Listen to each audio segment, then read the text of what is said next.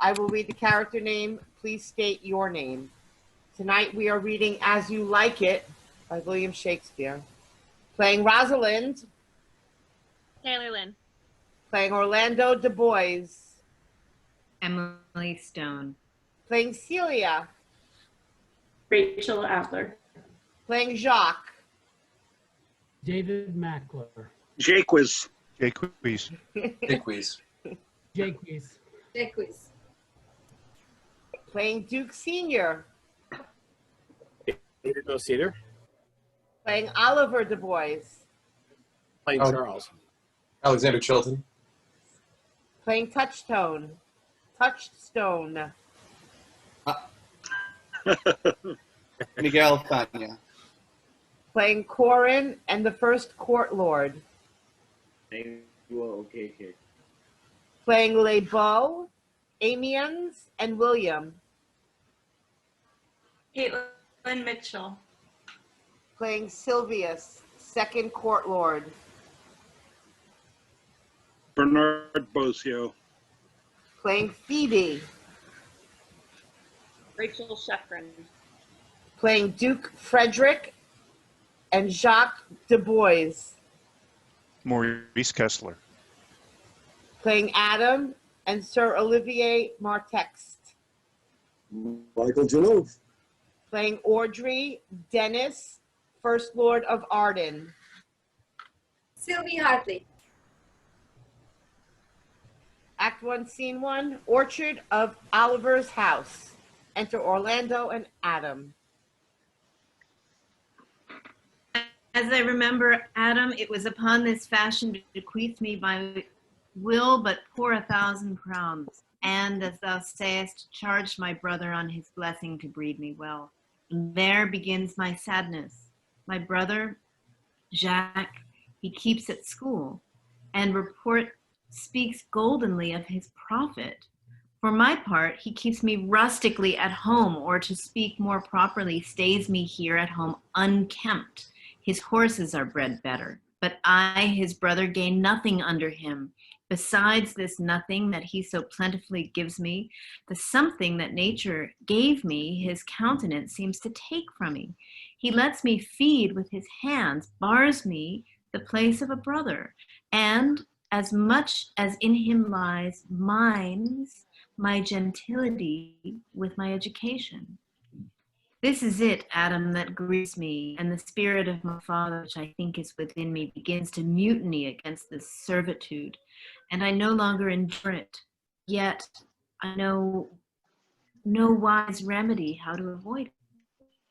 Yonder comes my master, your brother.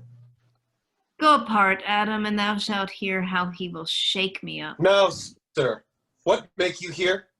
Nothing. I am taught, and I am not taught to make anything. What mar you then, sir? Marry, sir, I am helping you to mar that which God made, a poor unworthy brother of yours, with idleness. Marry, sir, be better employed, and be not a while.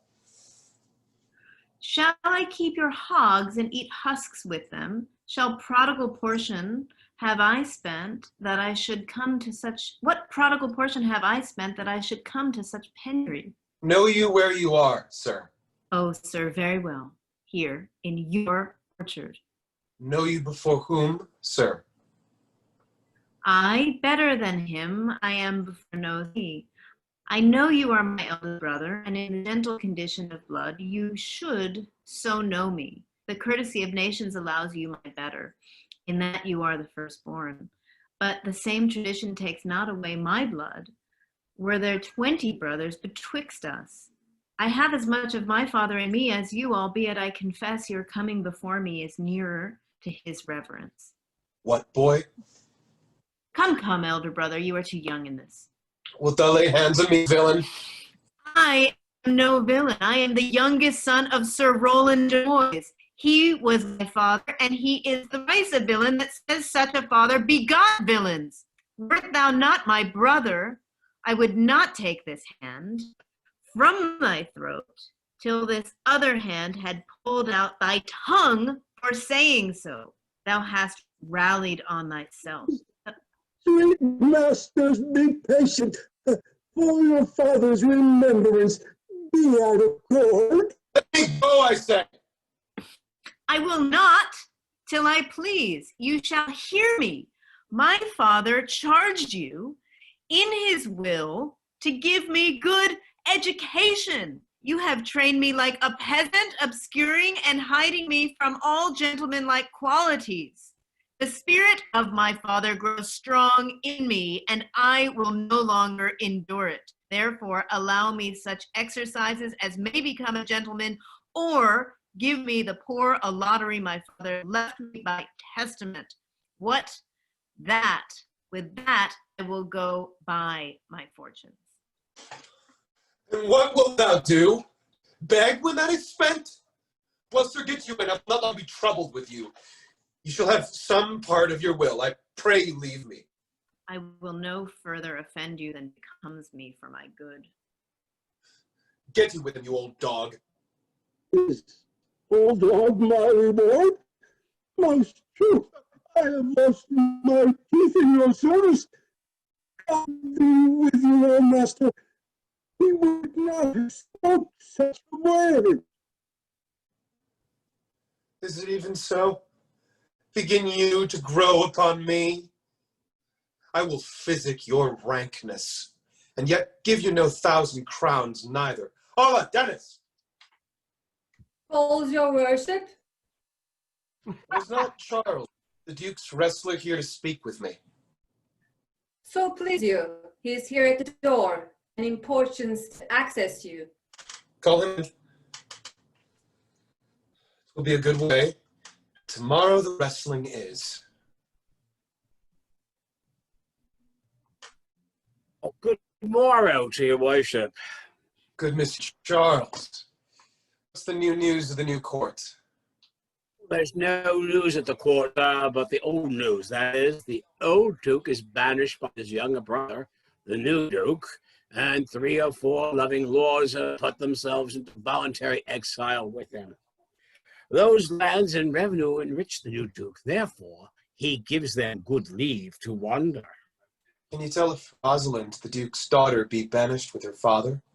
Oh, no, for the Duke's daughter, her cousin so loves her, being ever from their cradles bred together, that she would have followed her exile or have died to stay behind her. She is at court, and no less beloved of her uncle than his own daughter, and never 2 ladies loved as they do. Where would the old Duke live? They say he is already in the forest of Arden, and many merry men with him, and there they live like the old Robin Hood of England. They say many young gentlemen flock to him every day and fleet the time carelessly, as they did in the golden world. What? You wrestle tomorrow before the new Duke? Do I, sir? I came to acquaint you with the matter. I am given, sir, secretly to understand that your younger brother Orlando hath a disposition to come in disguise against me to try a fall. Tomorrow, sir, I wrestle for my credit, and he that escapes me without some broken limb shall acquit him well. Your brother is but a young and tender, and for your love I would be loath to foil him, as I must for my own honor if he come in.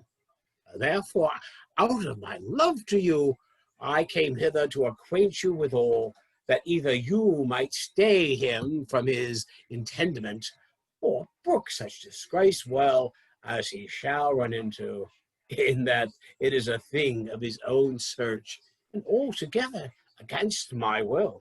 Charles, I thank thee for thy love to me, which thou shalt find I will most kindly requite.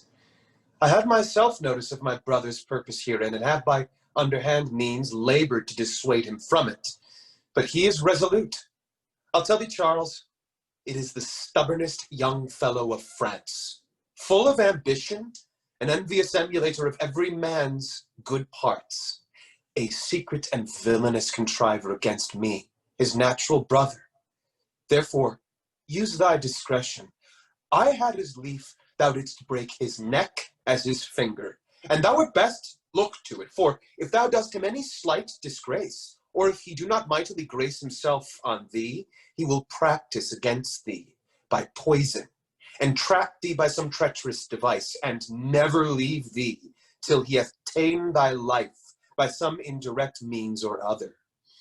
For I assure thee, and almost with tears I speak it, there is none one so young and so villainous this day living. I speak but brotherly of him, but should I anatomize him to thee as he is, I must blush and weep, and thou must look pale and wonder. Oh, I'm heartily glad I came hither to you. If he come tomorrow, I'll give him his payment. If ever he go alone again, I'll never wrestle for prize more. And so God keep your worship. Farewell, good Charles. Now will I stir this gamester. I hope I shall see an end of him, for my soul, yet I know not why, hates nothing more than he. Yet he's gentle, never schooled, and yet learned, full of noble device, of all sorts enchantingly beloved, and indeed, so much in the heart of the world, and especially of my own people, who best know him, that I am altogether misprized. But it shall not be so long. This wrestler shall clear all. Nothing remains but that I kindle the boy thither, which now I'll go about. Scene 2, lawn before the Duke's palace. Enter Celia and Rosalind. Pray thee, Rosalind, sweet my coz, be merry. Dear Celia, I show more mirth than I am mistress of, and would you yet I were merrier? Unless you could teach me to forget a banished father, you must not learn me how to remember any extraordinary pleasure. Herein I see thou lovest me not with the full weight that I love thee. If my uncle, thy banished father, had banished thy uncle, the Duke, my father, so thou hadst been still with me. I could have taught my love to take thy father for mine. So wouldst thou, if the truth of thy love to me were so righteously tempered as mine is to thee. Well, I will forget the condition of my estate to rejoice in yours. You know my father hath no child but I, nor none is like to have. And truly, when he dies, thou shalt be his heir. For what he hath taken away from thy father perforce, I will render thee again in affection. By mine honor, I will, and when I break that oath, let me turn monster. Therefore, my sweet Rose, my dear Rose, be merry. From henceforth I will, coz, and devise sports. Let me see. What think you of falling in love? Marry, I prithee do to make sport withal, but love no man in good earnest, nor no further in sport, neither than with safety of a pure blush thou mayst in honor come off again. What shall be our sport then? Let us sit and mock the good housewife Fortune from her wheel, that her gifts may henceforth be bestowed equally. I would we could do so, for her benefits are mightily misplaced, and the bountiful blind woman doth mistaken her gifts to women.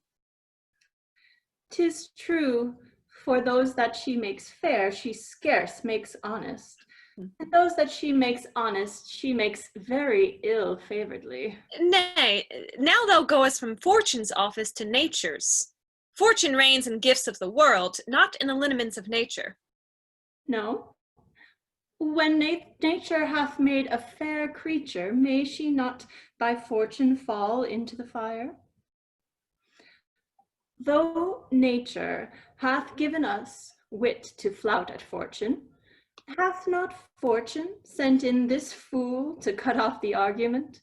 Indeed, there is fortune too hard for nature, when fortune makes nature's natural the cutter off of nature's wit.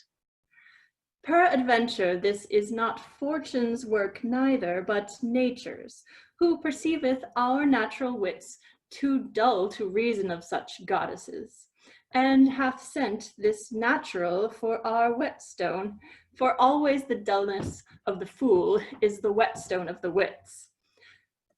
How now, wit, whither wander you? Mistress, you must come away to your father. Were you made the messenger? No, by mine honor, but I was bid to come for you. Where learned you that oath, fool? Of a certain knight that swore by his honor they were good pancakes, and swore by his honor the mustard was not.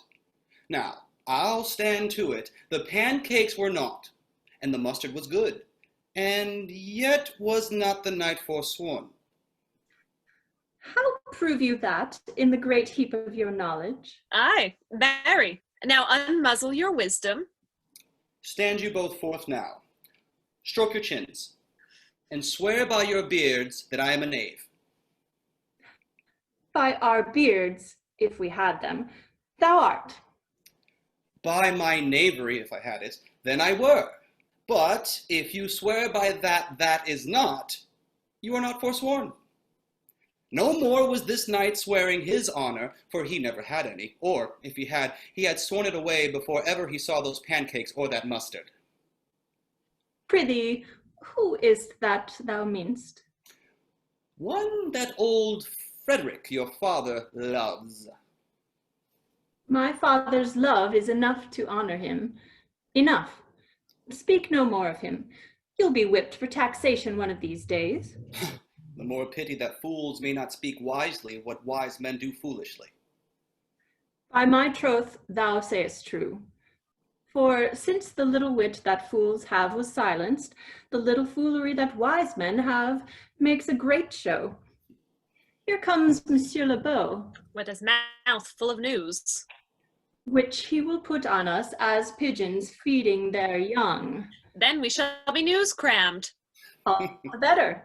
We shall be the more marketable. Bonjour, Monsieur Le Beau. What's the news? Fair princess, you have lost much good sport. Sport? Of what color?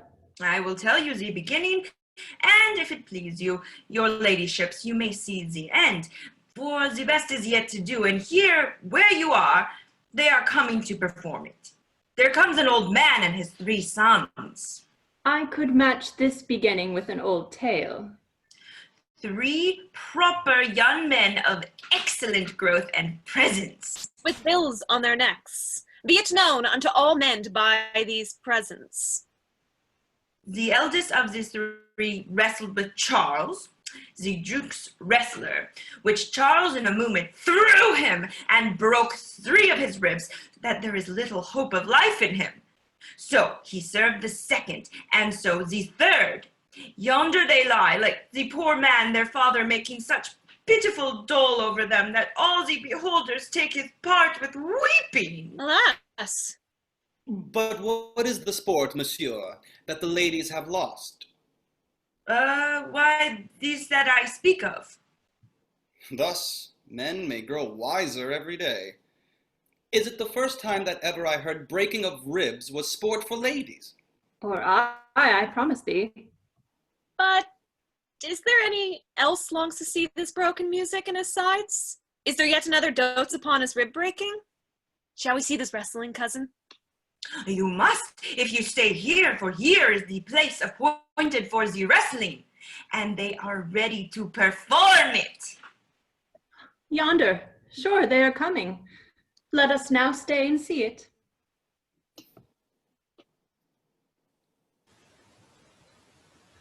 Enter Duke Frederick, Louis, Lords, Orlando, Charles, and attendants. Come on. Since the youth will not be entreated, his own peril is on his forwardness. Is yonder the man? Even he, madame. Alas, he is too young, yet he looks successfully. How now, daughter and cousin? Are you crept hither to see the wrestling? Aye, my liege, so please you give us leave. You will take little delight in it, I can tell you. There is such odds in the man. In pity of the challenger's youth, I would fain dissuade him, but he will not be entreated. Speak to him, ladies. See if you can move him. Call him hither, good Monsieur Le Beau. Monsieur the challenger, the princess is called for you. I attend them with all respect and duty. Young man, have you challenged Charles the wrestler? No, fair princess. He is the general challenger. I come but in as others do to try with him the strength of my youth. Young gentlemen, your spirits are too bold for your years. You have seen cruel proof of this man's strength. If you saw yourself with your eyes, or knew yourself with your judgment, the fear of your adventure would counsel you to a more equal enterprise. We pray you for your own sake to embrace your own safety and give over this attempt. Do, young sir. Your reputation shall not therefore be misprized. We will make it our suit to the Duke that the wrestling might not go forward. I beseech you, punish me not with your hard thoughts, wherein I confess me much guilty, to deny so fair and excellent young ladies anything. But let your fair eyes and gentle wishes go with me to my trial, wherein, if I be foiled, there is but one shamed that was never gracious. If killed, but one dead that was willing to be so. I shall do my friends no wrong, for I have none to lament me. The world is no injury, for in it I have nothing. Only in the world I fill up a place, which may be better supplied when I have made it empty. The little strength that I have, I would it were with you. And mine, to eke out hers. Fare you well? Pray heaven I be deceived in you. Your heart's desires be with you. Charles? Come, where is this young gallant that is so desirous to lie with his mother earth? Ready, sir, but his will hath in it a more modest working. You shall try but one fall. Oh, I warrant your grace, you shall not entreat him to a second, that have so mightily persuaded him from a first. You should mock me after. You should not have mocked me before, but come your ways. Oh. Now hearken be thy speed, young man. I would I were invisible to catch the strong fellow by the leg. Orlando and Charles wrestle. Oh, excellent, young man. If I had a thunderbolt in mine eye, I can tell who should down. Ah! No more, no more. Yes, I beseech your grace. I am not yet well breathed. How dost thou, Charles? He cannot speak, my lord. Bear him away. Charles is carried off by the attendants. What is thy name, young man? Orlando, my liege, the youngest son of Sir Roland de Boys. I would thou hadst been son to some man else. The world esteemed thy father honorable, but I did find him still mine enemy. Thou shouldst have better pleased me with this deed, hadst thou descended from another house. But fare thee well, thou art a gallant youth, but I would thou hadst told me of another father. Exit Duke Frederick, Train, and LeBeau. Were I my father, coz, would I do this? I am more proud to be Sir Roland's son, his youngest son, and would not change that calling to be adopted heir to Frederick. My father loved Sir Roland as his soul, and all the world was of my father's mind. Had I before known this young man his son, I should have given him tears unto entreaties ere he should thus have ventured. Gentle cousin, let us go thank him and encourage him. My father's rough and envious disposition sticks me at heart. Sir, you have well deserved, if you do keep your promises in love, but justly, as you have exceeded all promise, your mistress shall be happy. Gentlemen, wear this for me. One out of suits with fortune that could give more, but that her hand lacks means. Shall we go, coz? Aye. Fare you well, fair gentlemen. Can I not say I thank you? My better parts are all thrown down, and that which here stands up is but a quintain, a mere lifeless block. He calls us back. My pride fell with my fortunes. I'll ask him what he would. Did you call, sir? Sir, you have wrestled well and overthrown more than your enemies. Will you go, cuz? Have with you. Fare you well. Exit Rosalind and Celia. What passion hangs these words upon my tongue? I cannot speak to her, yet she urged conference. Oh, poor Orlando, thou art overthrown, or Charles, or something weaker masters thee. We enter LeBeau. Good sir, I do in friendship counsel you. Leave me. Albeit you have deserved high commendation, true applause, and love, yet such is now the Duke's condition that he misconstrues all that you have done. The Duke is humorous. What he is indeed more suits you to conceive than I to speak of. I thank you, sir, and I pray you tell me this. Which of the two was daughter of the Duke that here was at the wrestling? Neither his daughter, if we judge by manners, but yet indeed the lesser is his daughter. The other is daughter to the vanished Duke, and here detained by her usurping uncle to keep his daughter company, whose loves are dearer than the natural bond of sisters. But I can tell you that of late this Duke hath taken displeasure against his gentle niece, grounded upon no other argument but that the people praise her for her virtues and pity her for her good father's sake. And on my life, his malice against the lady will suddenly break forth. Sir, fare ye well. Hereafter, in a better world than this, I shall desire more love and knowledge of you. I rest much bounden to you. Fare you well. Thus must I from the smoke into the smother, from tyrant Duke unto a tyrant brother, but heavily, heavenly Rosalind. Scene 3, a room in the palace. Enter Celia and Rosalind. My cousin? Why, Rosalind, Cupid have mercy, not a word. Not one to throw at a dog.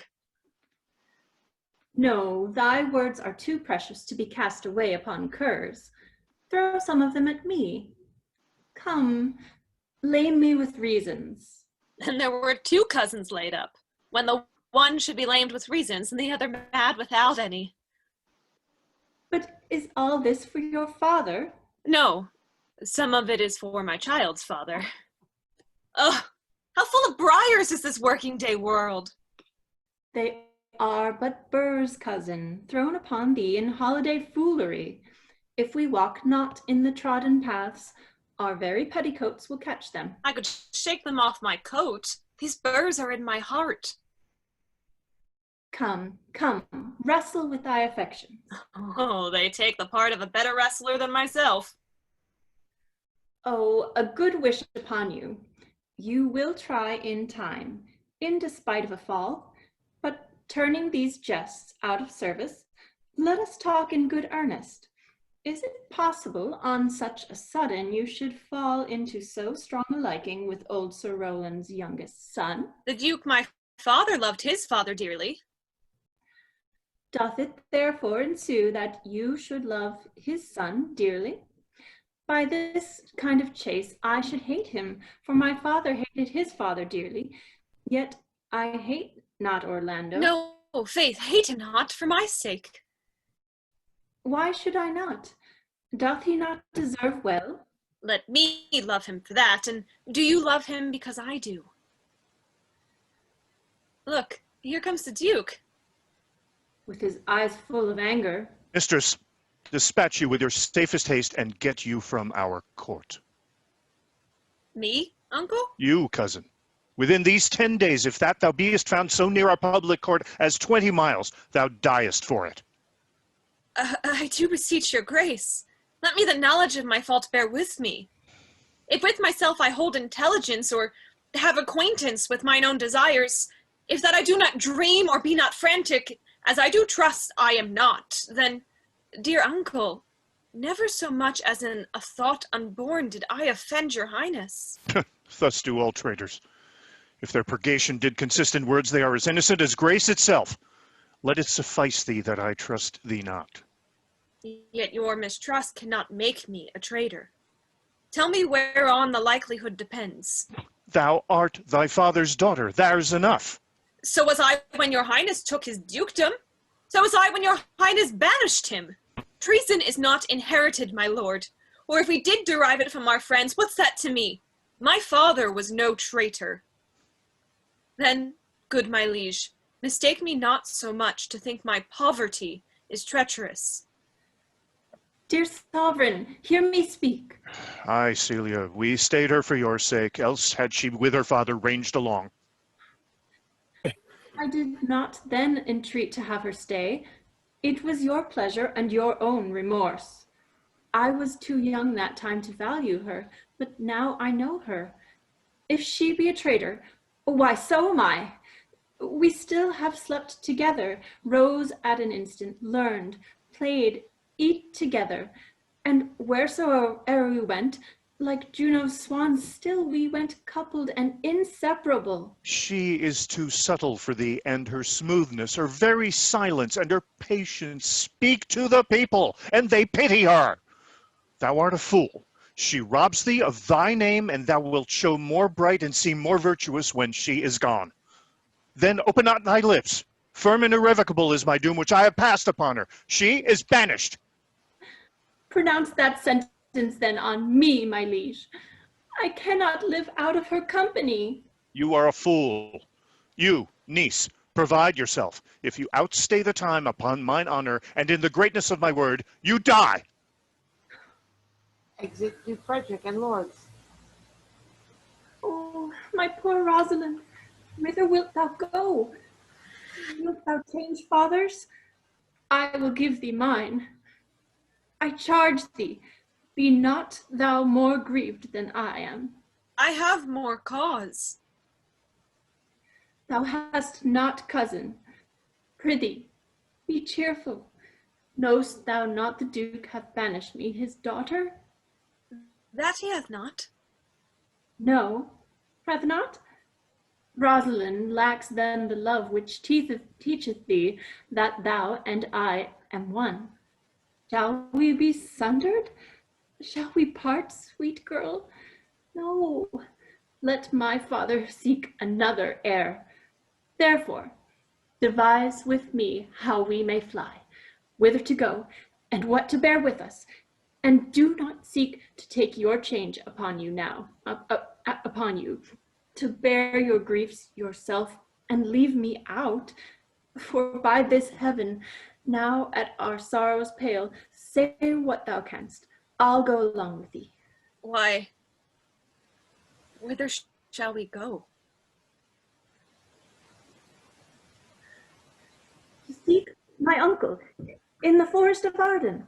Alas, what danger will it be to us, maids as we are, to travel forth so far? Beauty provoketh thieves sooner than gold. I'll put myself in poor and mean attire, and with a kind of umber smirch my face. Then, like do you. So shall we pass along and never stir assailants. Were it not better, because I am more than common tall, that I did suit me all points like a man? A gallant curtal axe upon my thigh, a boar spear in my hand, and in my heart lie there what hidden woman's fear there will. We'll have a swashing and a marshal outside, as many other mannish cowards have, that do outface it with their semblances. What shall I call thee when thou art a man? I'll have no worse a name than Jove's own page, and therefore look you call me Ganymede. But what will you be called? Something that hath a reference to my state. No longer CELIA, but aliena. But cousin, what if we essayed to steal the clownish fool out of your father's court? Would he not be a comfort to our travel? He'll go along o'er the wide world with me. Leave me alone to woo him. Let's away and get our jewels and our wealth together. Devise the fittest time and safest way to hide us from pursuit that will be made after my flight. Now, go we in content to liberty, and not to banishment. Act 2, Scene 1, the Forest of Arden. Enter Duke Senior, AMIENS, and Lord of Arden. Thou, my co-mates and brothers in exile, hath not old custom made this life more sweet than that of painted pomp? Are not these woods more free from peril than the envious court? Sweet are the uses of adversity, which, like the toad, ugly and venomous, wears yet a precious jewel in his head.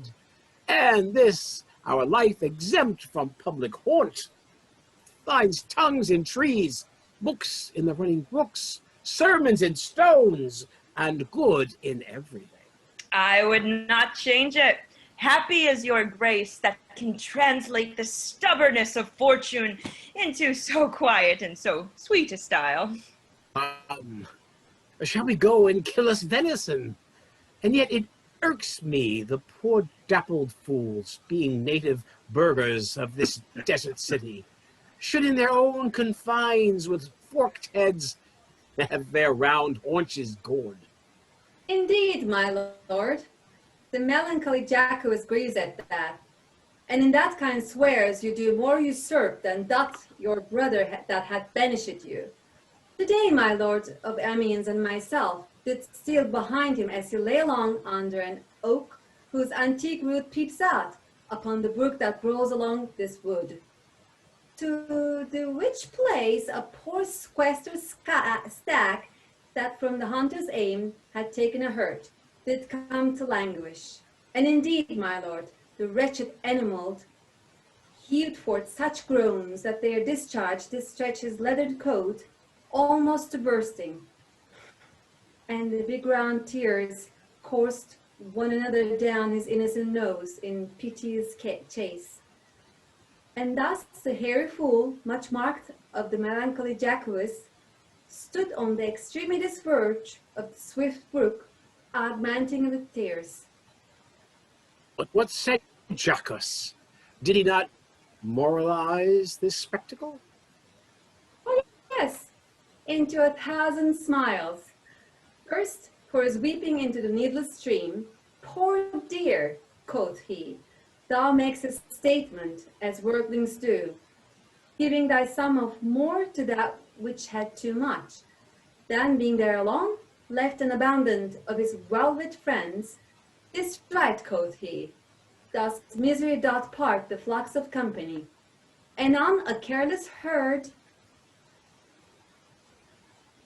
full of pasture, jumps along by him and never stays to greet him. Ay, quoth JAQUES, sweep on, you fat greasy citizens. 'Tis just the fashion. Wherefore do you look upon that poor and broken bankrupt there? Thus must effectively he pierce it through the body of the country, city, court, and of this our life, swearing that we were mere usurpers, tyrants, and what's worse, to fright the animals and to kill them up in their assigned and native dwelling place. And did you leave him in this contemplation? We did, my lord, weeping and commenting upon the sobbing deer. Show me the place. I love to cope him in these sullen fits, for then he's full of matter. I'll bring you to him straight.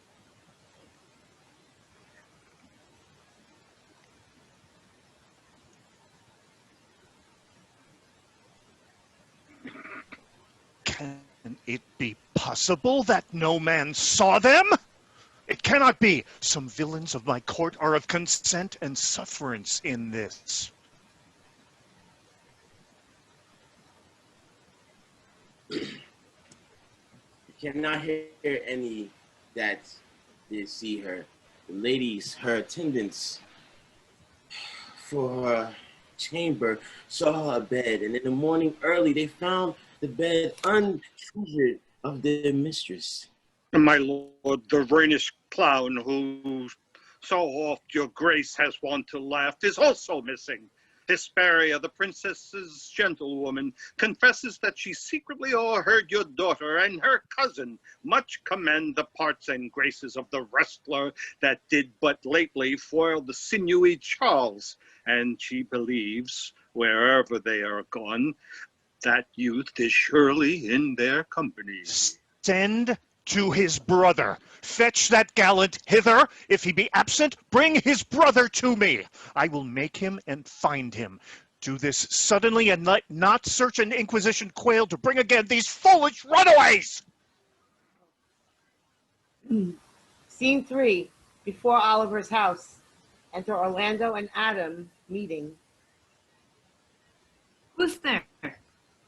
My young master, oh my gentle master, oh my sweet master, oh the memory of old Sir Roland. Why, what make you here? Why are you so virtuous? Why do people love you? And wherefore are you gentle, strong and valiant? Why would you be so fond to overcome the bonny prizer of the humorous Duke? Your praises come too swiftly home before you.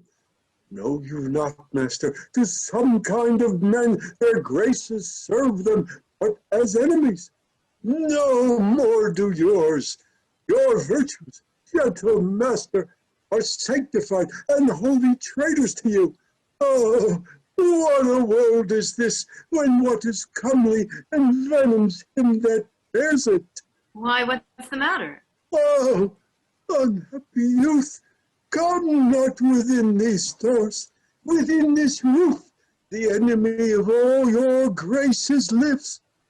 Your brother, no brother, yet the son, yet not the son. I will not call him son. Of him I was about to call his father. Hath heard your praises, and this night he means to burn the lodging where you used to lie, and you within it. If he fail of that, he will have other means to cut you off.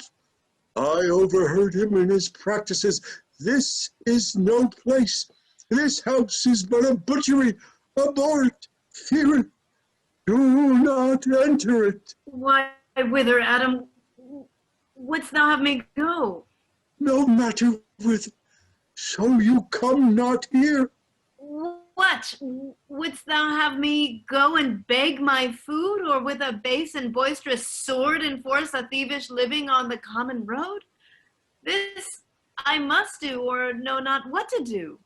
Yet this I will not do how I can. I rather will subject me to the malice of a diverted blood and bloody brother. But do not so. I have 500 crowns, the 30 hire I saved under your father, which I did store to be my foster nurse when service should in my own limbs lie lame, an unregard age in cornerstone. Take that, and he that doth the ravens feed, yea, proudly caters for the sparrow, be comfort to my age. Here is the gold. All this I give you. Let me be your servant. I'll do the service of a younger man in all your business and necessities. Oh, good old man, how well in thee appears the constant service of the antique world, when service sweat for duty, not for meed.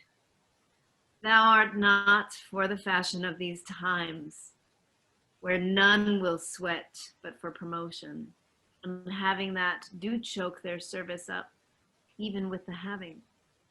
It is not so with thee, but come thy ways. We'll go along together, and ere we have thy youthful wages spent, we'll light upon some settled low content. Master, go on, and I will follow thee to the last gasp with truth and loyalty. From 17 years till now almost fourscore, he lived, but now live here no more. At 17 years, many their fortune seek, but at fourscore, it is too late a week. Yet fortune cannot recompense me better than to die well, and not my master's debtor. Scene 4, the Forest of Arden. Enter Rosalind as Ganymede, CELIA as Alenia, and Touchstone. Jupiter, how weary are my spirits. I care not for my spirits, if my legs were not weary. I could find in my heart to disgrace my man's apparel and to cry like a woman, but I must comfort the weaker vessel, as doublet and hose ought to show itself courageous to petticoat.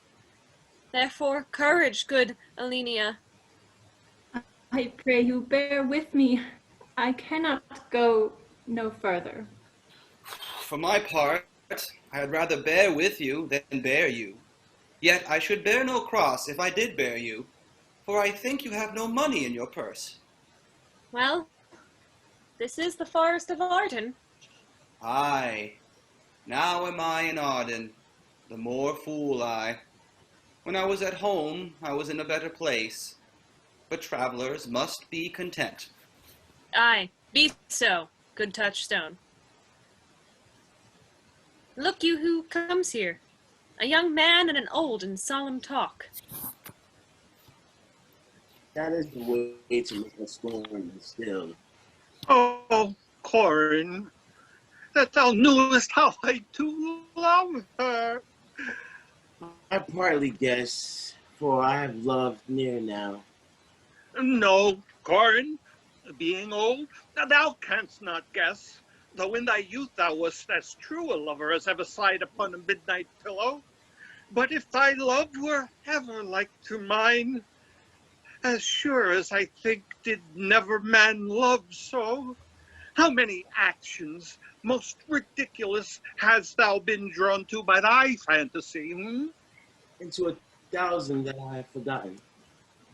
No, thou did then ne'er love so heartily, if thou rememberest not the slightest folly that ever love did make thee run into. Thou hast not loved, or if thou hast not sat as I do now, wearying thy hearer in thy mistress's praise, thou hast not loved. Or if thou hast not broke from company abruptly, as my passion now makes me, thou hast not loved. Oh, Phoebe, Phoebe, Phoebe. Oh. Enter SILVIUS. Alas, poor shepherd, searching of thy wound, I have by hard adventure found my own. And I mine. I remember when I was in love, I broke my sword upon a stone, and bid him take that for coming a night to Jane's smile. And I remember the kissing of her battler, and the cow's dugs that her pretty chopped hands had milked. And I remember the wooing of a peace god instead of her, from whom I took 2 cards, and, giving her them again, said with weeping tears, "Wear these for my sake." We that are true lovers run into strange capers. But as all is mortal in nature, so is all nature and love mortal in folly. Jove, Jove, the shepherd's passion is much upon my fashion. And mine, but it grows something stale with me. I pray you, one of you question yon man, if he go for gold will give us any food. I faint almost to death. Holla, you clown! Peace, fool, he's not thy kinsman. Who calls? Your betters, sir. Else they are very wretched. Peace, I say. Good evening to you, friend. And to you, gentle sir, and to you all. I prithee, shepherd, if that love or gold can in this desert place by entertainment, Bring us where we may rest ourselves and feed. Here's a young maid with travel much oppressed, and faints for succor. Fair sir, I pity her, and wish for her sake more than for my own. My fortunes were more able to relieve her, but I am shepherd to another man, and do not cheer the fleece that have grazed. My master of Kern's disposition, and little recks to find a way to heaven by doing deeds of hospitality. Besides, his coats, his flocks, and binds of feed are now on sale. And at our sheared cots now, by the reason of his absence, there is nothing that you will feed on. But what is? Come see, and in my voice, most welcome shall you be. What is he that shall buy his flock and pasture? That young swain that you saw here, but near while that little cares for buying anything. I pray thee, if it stand with honesty, buy thou the cottage, pasture, and the flock, and thou shalt have to pay for it of us. And we will mend thy wages. I like this place, and willingly could waste my time in it. Surely that's the thing is to be sold. Go with me, if you like upon report the soil, the profit, and this kind of life. I will very faithful feeder be, and buy with your gold right suddenly.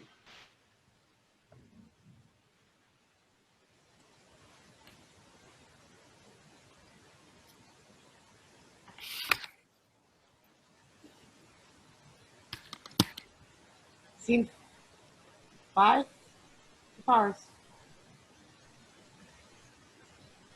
Under the greenwood tree, who loves to lie with me and turn his merry note onto the sweet bird's throat. Come hither, come hither, come hither.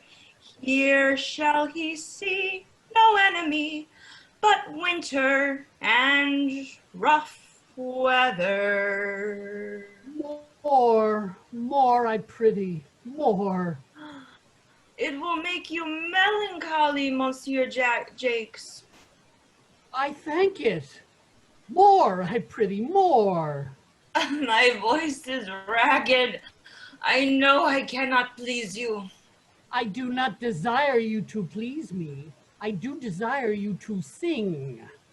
Come, more, another stanza. Call you, Anzos? What you will, Monsieur Jakes. Nay, I care not for their names. They owe me nothing. Will you sing? More at your request than to please myself.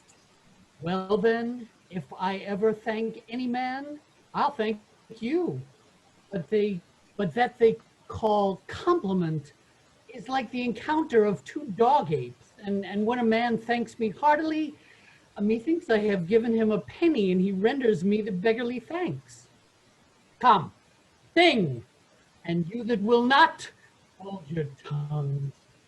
Well, I'll end this on. Sirs, cover the while. The Duke will drink under this tree. He hath been all this day to look at you. And I have been all this day to avoid him. He is too disputable for my company. I think of as many matters as he, but I give heaven thanks and make no boast of them. Come, warble, come. I'll give you a verse to this note that I made yesterday in despite of my invention. And I'll sing it. Thus it goes. If it do come to pass that any man turn ass, leaving his wealth and ease, a stubborn will to please, Duke Dame, Duke Dame, Duke Dame, here shall he see gross fools as he, and if he will come to me.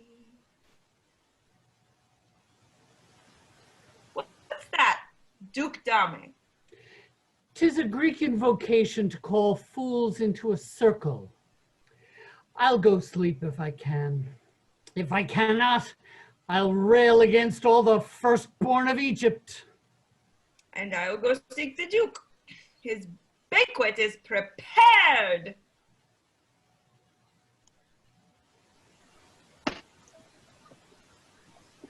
Dear master, I can go no further. Oh, I die for food. Here lie I down and measure at my grave. Farewell, kind master. Why, how now, Adam? No greater heart in thee? Live a little, comfort a little, cheer thyself a little. If this uncouth forest yield anything savage, I will either be food for it or bring it food. Bring it for food to thee. For my sake, be comfortable. Hold death a while at arm's end. I will here be with thee presently, and if I bring thee not something to eat, I will give thee leave to die. But if thou diest before I come, thou art a mocker of my labor. Well said. Thou look'st cheerily, and I'll be with thee quickly. Yet thou liest in the bleak air.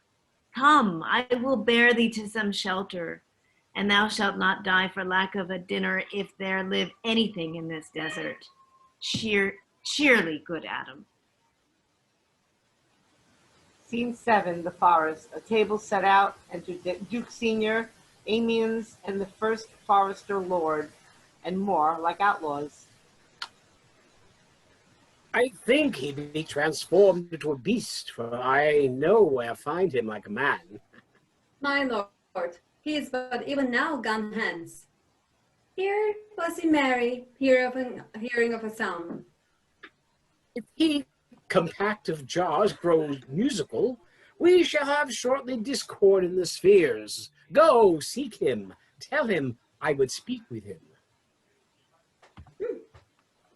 He saves my labor by his own approach. Why, how now, monsieur? Oh, what a life is this, that your poor friends must woo your company. What, you look merrily. A fool, a fool. I met a fool in the forest, a motley fool. A miserable world. As I do live by food, I met a fool who laid him down and basked him in the sun and railed on Lady Fortune in good terms, in good set terms, and yet a motley fool. Good morrow, fool, quoth I. No, sir, quoth he, call me not fool till heaven hath sent me fortune. And then he drew a dial from his poke, and looking at it with lackluster eyes, says very wisely, it is 10 o'clock. Thus we may see, quoth he, how the world wags. 'Tis but an hour ago since it was 9, and after one more hour 'twill be 11. And so from hour to hour we ripe and ripe, and then from hour to hour we rot and rot, and thereby hangs a tale. Oh, when I did hear the motley fool thus moral on the time, my lungs began to crow like a chanticleer, that fools should be so deep contemplative, and I did laugh sans intermission, an hour by his dial. Oh, noble fool, a worthy fool, motley's only the wear. What fool is this? Oh, worthy fool, one that had been a courtier, and says, if ladies be but young and fair, they'll have the gift to know it. And in his brain, which is as dry as the remainder biscuit after a voyage, he hath strange places crammed with observation, which he vents in mangled forms. Oh, that I were a fool! I am ambitious for a motley coat. You shalt have one. It is my only suit, provided that you weed your better judgments of all opinion that grows rank in them, that I am wise. I must have liberty withal. as large a charter as the wind to blow on whom I please, for so fools have. And they that are most galled with my folly, they most must laugh. And why, sir, must they so? The why is as plain as way to parish church. He that a fool doth very wisely hit, doth very foolishly, although he smart, not to seem senseless of the bob. If not, the wise man's folly is anatomized, even by the squandering glances of the fool. Invest me in my motley. Give me leave to speak my mind, and I will through and through cleanse the foul body of the infected world, if they will patiently receive my medicine. Fie on thee. I can tell what thou wouldst do. What, for a counter, would I do but good? Most mischievous foul sin in chiding sin. For thou thyself hast been a libertine, as sensual as the Brutus sting itself. And all them bossed sores and headed evils that thou with license of free foot hast caught, wouldst thou disgorge into the general world. Why, who cries out in pride that can therein tax any private party? Doth it not flow as hugely as the sea, till that the weary very means do ebb? What woman in the city do I name when that I say the city woman bears the cost of princes on unworthy shoulders? Who can come in and say that I mean her, when such a one as she, such as her neighbor? Of what is he the basest function that says his bravery is not of my cost, thinking that I mean him, but therein suits his folly to the metal of my speech? There then, how then, what then? Let me see wherein my tongue hath wronged him. If it do him right, then he hath wronged himself. If he be free, why then my taxing like a wild goose flies, unclaimed of any man. But who comes here? Forbear, and eat no more. Why, I have eat none yet. Nor shalt not till necessity be served. Of what kind should this cock come of? Art thou thus boldened, man, by this distress, or else a rude despiser of good manners, that in civility thou seemst so empty? You touched my vein at first. The thorny point of bare distress hath ta'en from me the show of smooth civility. Yet am I inland bred, and know some nurture. But forbear, I say, he dies that touches of this fruit, till I and my affairs are answered. And you will not be answered with reason? I must die. What would you have? Your gentleness shall force more than your force move us to gentleness. I almost die for food, and let me have it. Sit down and feed, and welcome to our table. Speak you so gently. Pardon me, I pray you. I thought that all things had been savage here, and therefore I put on the countenance of stern commandment. But whate'er you are, that in this desert inaccessible, under the shade of melancholy boughs, lose and neglect the creeping hours of time, if ever you have looked on better days, if ever been where bells have knolled to church, if ever sat at any good man's feast, if ever from your eyelids wiped a tear, and know what 'tis to pity and be pitied, let gentleness my strong enforcement be, in which hope I blush and hide my sword. True it is that we have seen better days, and have with holy bell been knolled to church, and sat at good men's feasts, and wiped our eyes of drops that sacred pity hath engendered.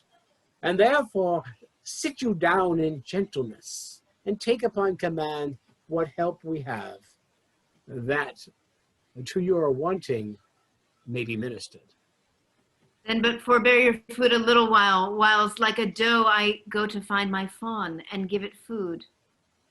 There is an old poor man who after me hath many a weary step, limped in pure love, till he be first sufficed, oppressed with two weak evils, age and hunger. I will not touch a bit. Go find him out, and we will nothing waste till your return.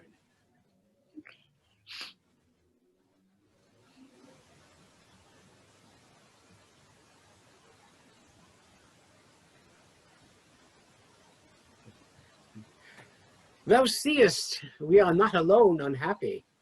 This wide and universal theater presents more woeful pageants than the scene wherein we play in.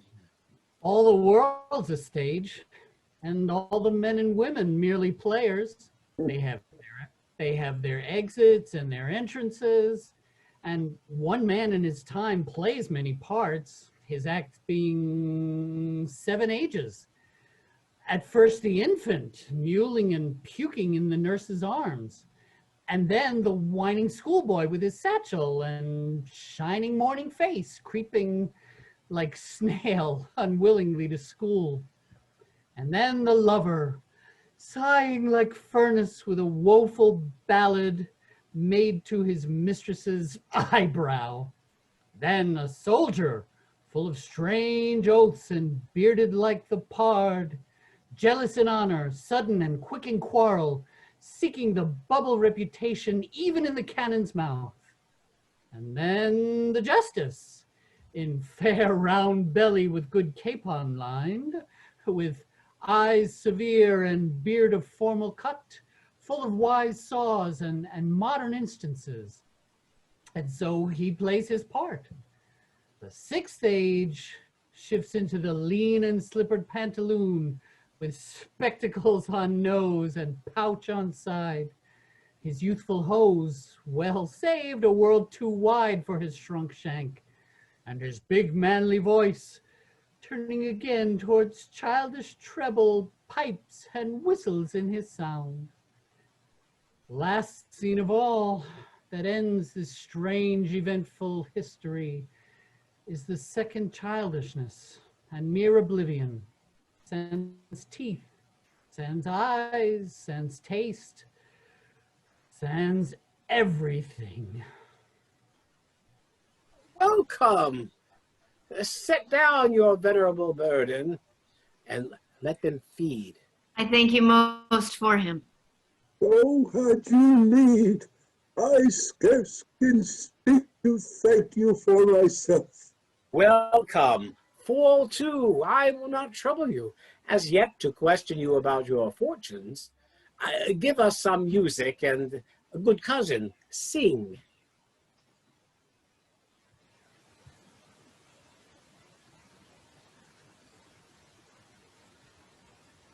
Blow, blow, thou winter wind, thou art not so unkind as man's ingratitude. Thy tooth is not so keen, because though thou art not seen, although thy breath be rude,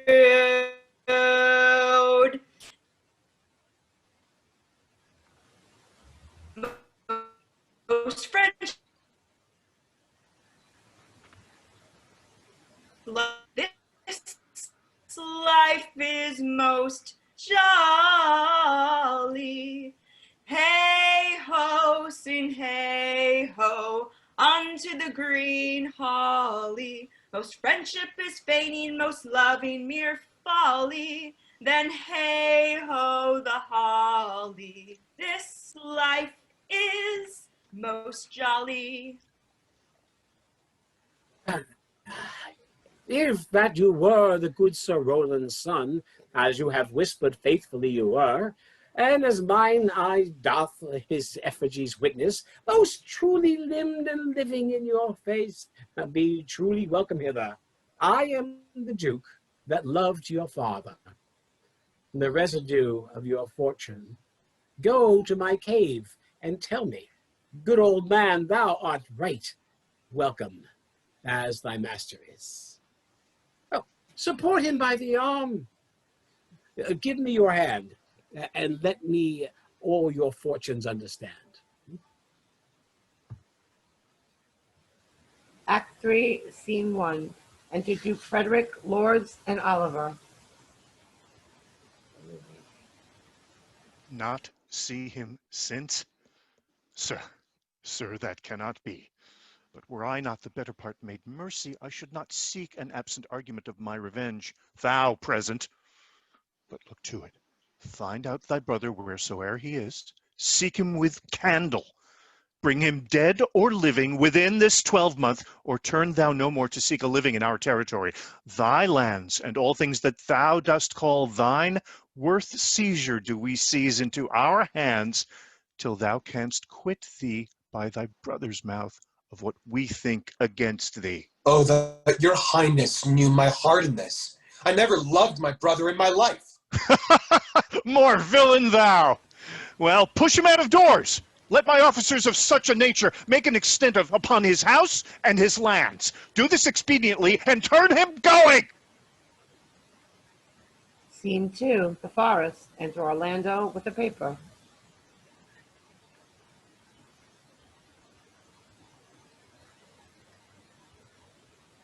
Hang there my verse in witness of my love. And now, thrice crowned queen of night, survey with chaste eye from thy pale sphere above thy huntress name, that my full life doth sway. Oh, ROSALIND! These trees shall be my books, and in their barks my thoughts are character, that every eye which in this forest looks shall see thy virtue witnessed everywhere. Run, Orlando, run, and carve on every tree the fair, the chaste, the unexpressive she.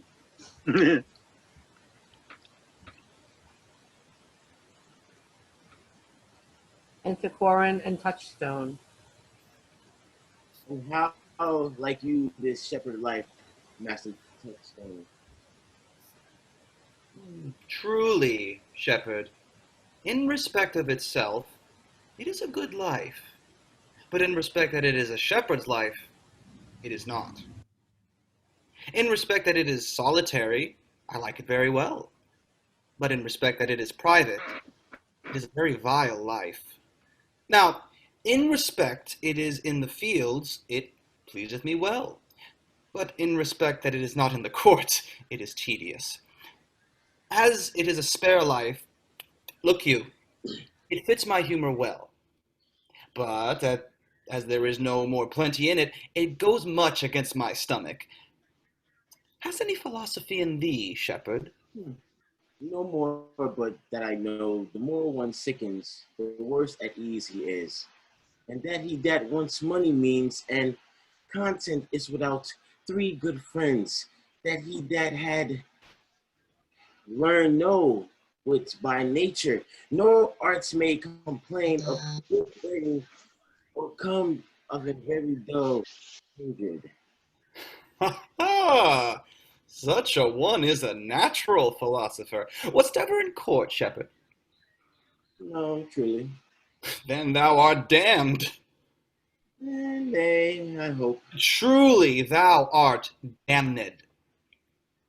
For not being at court? Your reason? Why, if thou ever wast at court, thou never sawest good manners. If thou never sawest good manners, then thy manners must be wicked, and wickedness is sin, and sin is damnation. Thou art a parlous state, shepherd.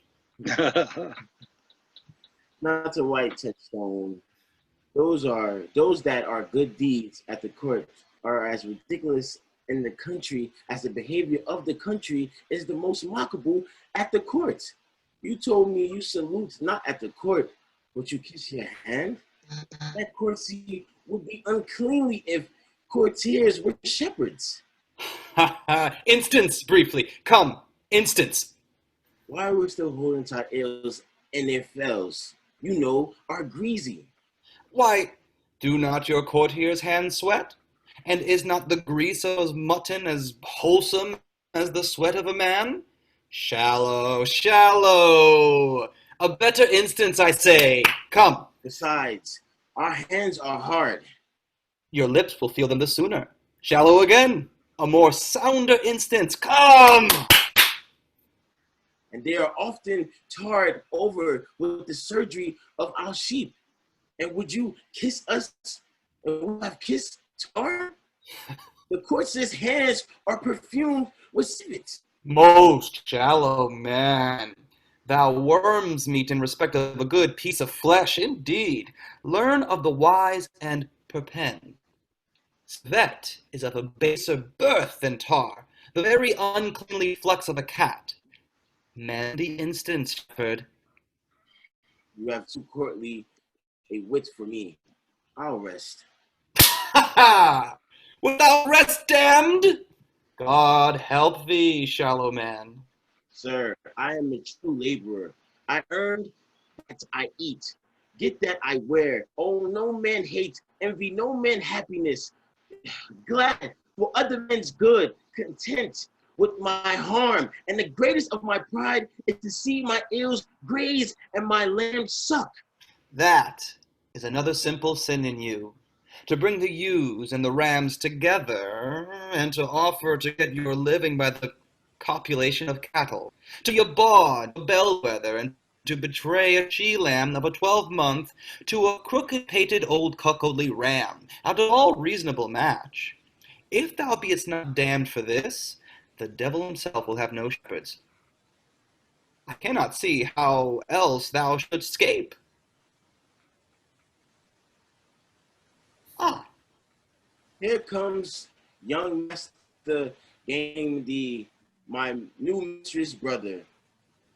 From the east to western end, no jewel is like Rosalind. Her worth being mounted on the wind, through all the world bears Rosalind. All the pictures fairest lined are but black Rosalind. Let no face be kept in mind but the fair Rosalind. I'll rhyme you so 8 years together, dinners and suppers and sleeping hours excepted. Out, fool. For a taste. If a heart do lack in hind, let him seek out Rosalind. If a cat will after kind, so be sure will Rosalind. Winter garments must be lined, so must slender Rosalind. They that reap must sheaf and bind, then to cart with Rosalind. Sweetest nut hath surest rind, such a nut is Rosalind. He that sweetest rose will find, must love roses, must find love's prick, and Rosalind. This is a very false gallop of verses. Why do you infect yourself with them? Peace, you dull fool. I found them on a tree. Truly, the tree yields bad fruit. I'll graft it with you, and then I shall graft it with a medlar. Then it will be the earliest fruit in the country, for you'll be rotten ere you be half ripe, and that's the right virtue of a medlar. Ooh, you have said. But whether wisely or no, let the forest judge. And to CELIA as Linnea with the writing. Here comes my sister reading. Stand aside. Why should this a desert be? For it is unpeopled? No. Tongues I'll hang on every tree, that shall civil sayings show. Somehow brief the life of man runs his erring pilgrimage, that the stretching of a span buckles in his sum of age. Some of violated vows twixt the souls of friend and friend, but upon the fairest boughs, or at every sentence end, will I Rosalinda write, teaching all that read to know, the quintessence of every sprite heaven would in little show. Therefore heaven nature charged that one body should be filled with all graces wide enlarged, nature presently distilled Helen's cheek, but not her heart. Cleopatra's majesty, Atalanta's better part, sad Lucretia's modesty, thus Rosalind of many parts by heavenly synod was devised, of many faces, eyes, and hearts, to have the touches dearest prized. Heaven would that she these gifts should have, and I to live and die her slave. Oh, most gentle Jupiter! What tedious homily of love have you wearied your parishioners withal, and never cried, "Have patience, good people"? How now? Back, friends. Shepherd, go off a little. Go with him, sirrah. Come, shepherd, let us make an honorable retreat. Didst thou hear these verses? Oh, yes, I heard them all, and more too, for some of them had in them more feet than the verses would bear. That's no matter. The feet might bear the verses. Aye, but the feet were lame and could not bear themselves without the verse, and therefore stood lamely in the verses. But didst thou hear without wondering how thy name should be hanged and carved upon these trees? I was 7 of the 9 days out of the wonder before you came. For look here, what I found on a palm tree. I was never so berhymed since Pythagoras' time that I was an Irish rat, which I can hardly remember. Trow you who hath done this? Is it a man? And a chain that you once wore about his neck. Change you color? I prithee who? O Lord, Lord, it is a hard matter for friends to meet, but mountains may be removed with earthquakes and so encounter. Nay, but who is it? Is it possible? Nay, I prithee now with most petitionary vehemence, tell me who it is. Oh, wonderful, wonderful, and most wonderful, wonderful, and yet again wonderful, and after that, out of all hooping. Good my complexion, dost thou think, though I am caparisoned like a man, I have a doublet and hose in my disposition? I prithee, tell me who it is quickly, and speak apace. Is he of God's making? What manner of a man? Is his head worth a hat, or his chin worth a beard? Nay, he hath but a little beard. Why, God will send more, if the man will be thankful. Let me stay the growth of his beard, if thou delay me the knowledge of his chin.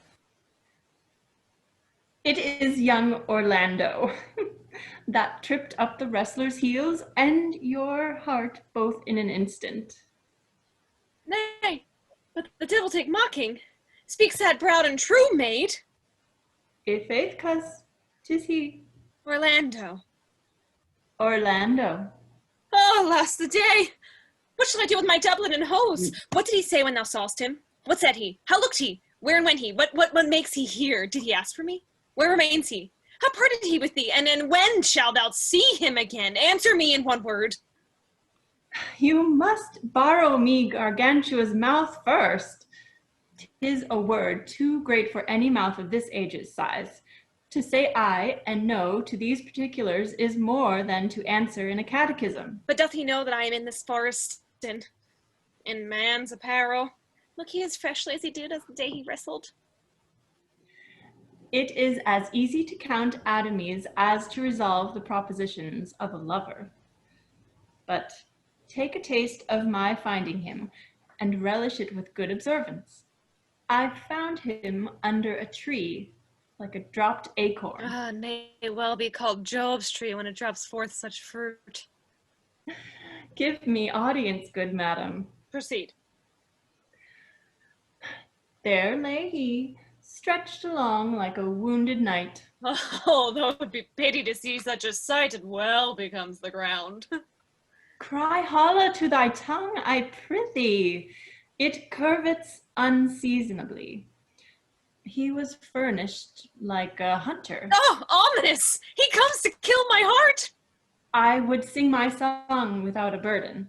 Thou bringest me out of tune. Do you not know I am a woman? When I think, I must speak. Sweet, say on. You bring me out. Soft, comes he not here? Ooh, to see. Sling by, note him. I thank you for your company, but good faith, I had as lief have been myself alone. And so had I, but yet, for fashion's sake, I thank you, too, for your society. God be with you.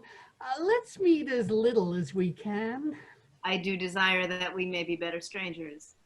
I pray you mar no more trees with writing love songs in their barks. I pray you mar no more of my verses with reading them ill-favorably. Rosalind is your love's name? Yes, just. I do not like her name. There was no thought of pleasing you when she was christened. What stature is she of? Just as high as my heart. You are full of pretty answers. Have you not been acquainted with goldsmiths' wives and conned them out of ring? Not so, but I answer you right painted cloth, from whence you have studied your question. You have a nimble wit. I think 'twas made of Atalanta's heels. Will you sit down with me and we two will rail against our mistress the world and all our misery? I will chide no breather in the world but myself, against whom I know most faults. The worst fault you have is to be in love. 'Tis a fault I will not change for your best virtue. I am weary of you. By my troth, I was seeking for a fool when I found you. He is drowned in the brook. Look but in, and you shall see him.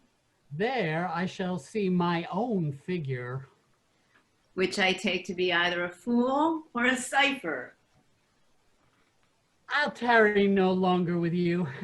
Farewell, good Signor Love.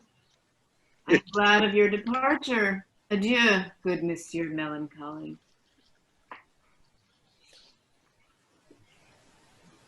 I will speak to him, like a saucy lackey, and under the habit play the knave with him. Do you hear, Forester? Very well. What would you? I pray you, what is it o'clock? You should ask what time of day. There is no clock in the forest. Then there is no true lover in the forest. How sighing every minute and groaning every hour would detect the lazy foot of time as well as the clock.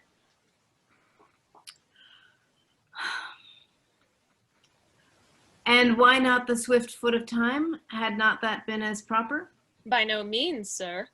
Time travels in divers paces with divers persons. I'll tell you who time ambles withal, who time trots withal, who time gallops withal, and who he stands still withal. I prithee, who doth he trot withal? Marry, he trots hard with a young maid between the contract of her marriage and the day it is solemnized. If the interim be but a se'nnight, time's pace is so hard that it seems the length of a 7-year. Who ambles time withal? With a priest that lacks Latin, and a rich man that hath not the gout.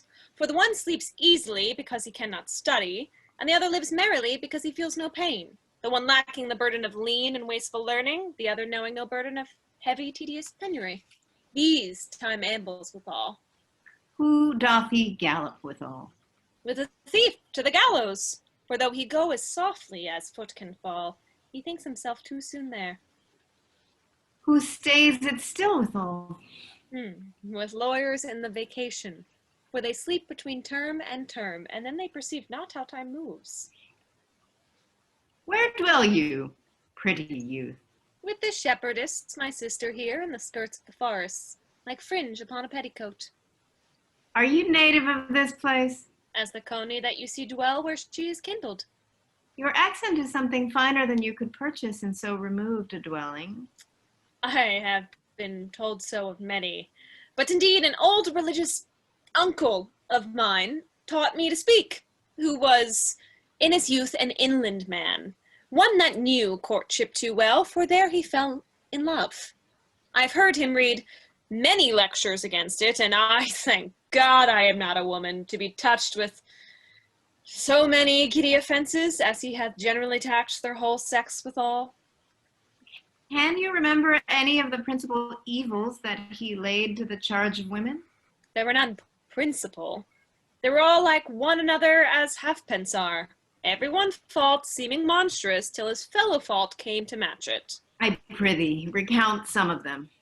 No, I will not cast away my physic, but on those that are sick. There is a man haunts the forest that abuses our young plants with carving ROSALIND on their barks, hangs odes upon hawthorns and elegies on brambles, all forsooth deifying the name of ROSALIND. If I could meet that fancy monger, I would give him some good counsel, for he seems to have the quotidian of love upon him. I am he that is so love-shaked. I pray you, tell me your remedy. There is none of my uncle's marks upon you. He taught me how to know a man in love, in which cage of rushes I am sure you are not prisoner. What were his marks? A lean cheek, which you have not. A blue eye and sunken, which you have not. An unquestionable spirit, which you have not. A beard neglected, which you have not. But I pardon you for that, for simply your having a beard is a younger brother's revenue. Then your hoe should be ungartered, your bonnet unbanded, your sleeve unbuttoned, your shoe untied, and everything about you demonstrating a careless desolation. But you are no such man. You are rather point device in your accoutrements, as loving yourself than seeming the lover of any other. Fair youth, I would I could make thee believe I was in love. Me believe it. You may as soon make her that you love believe it, which I warrant she is apter to do than to confess that she does. But, in good sooth, are you he that hangs the verses on the trees wherein ROSALIND is so admired? I swear to thee, youth, by the white hand of ROSALIND, I am he, that unfortunate he. But are you so much in love as your rhymes speak? Neither rhyme nor reason can express how much. Love is merely a madness, and I tell you deserves as well a dark house and a whip as madmen do. And the reason why they are not so punished and cured is that lunacy is so ordinary that the whippers are in love too. Yet I profess curing it by counsel. Did you ever cure any so? Yes, one, and in this manner.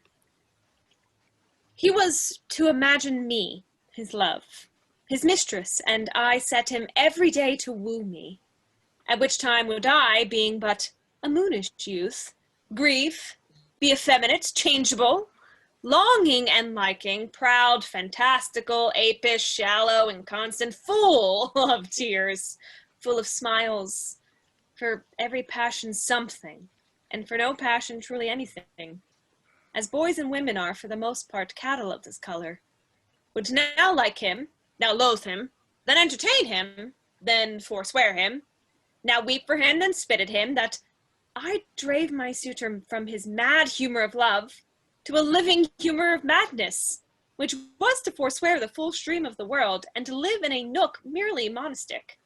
And thus I cured him. And this way will I take upon me to wash your liver as clean as a sound sheep's heart, that there shall not be one spot of love in it. I would not be cured, youth. I would cure you if you would but call me ROSALIND, and come every day to coat and woo me. Now, by the faith of my love, I will. Tell me where it is. Go with me to it, and then I'll show it to you. And by the way, you shall tell me where in the forest you live. Will you go? With all my heart, good youth. Nay, you must call me ROSALIND.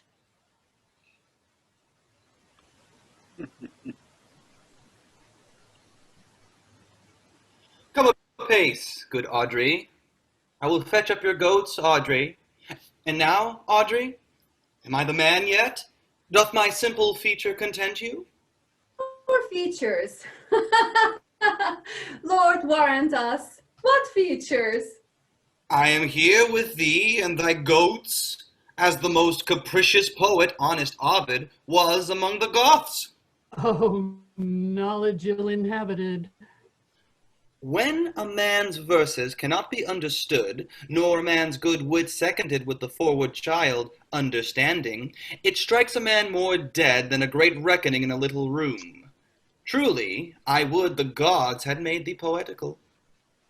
I do not know what poetical is. Is it honest in deed and word?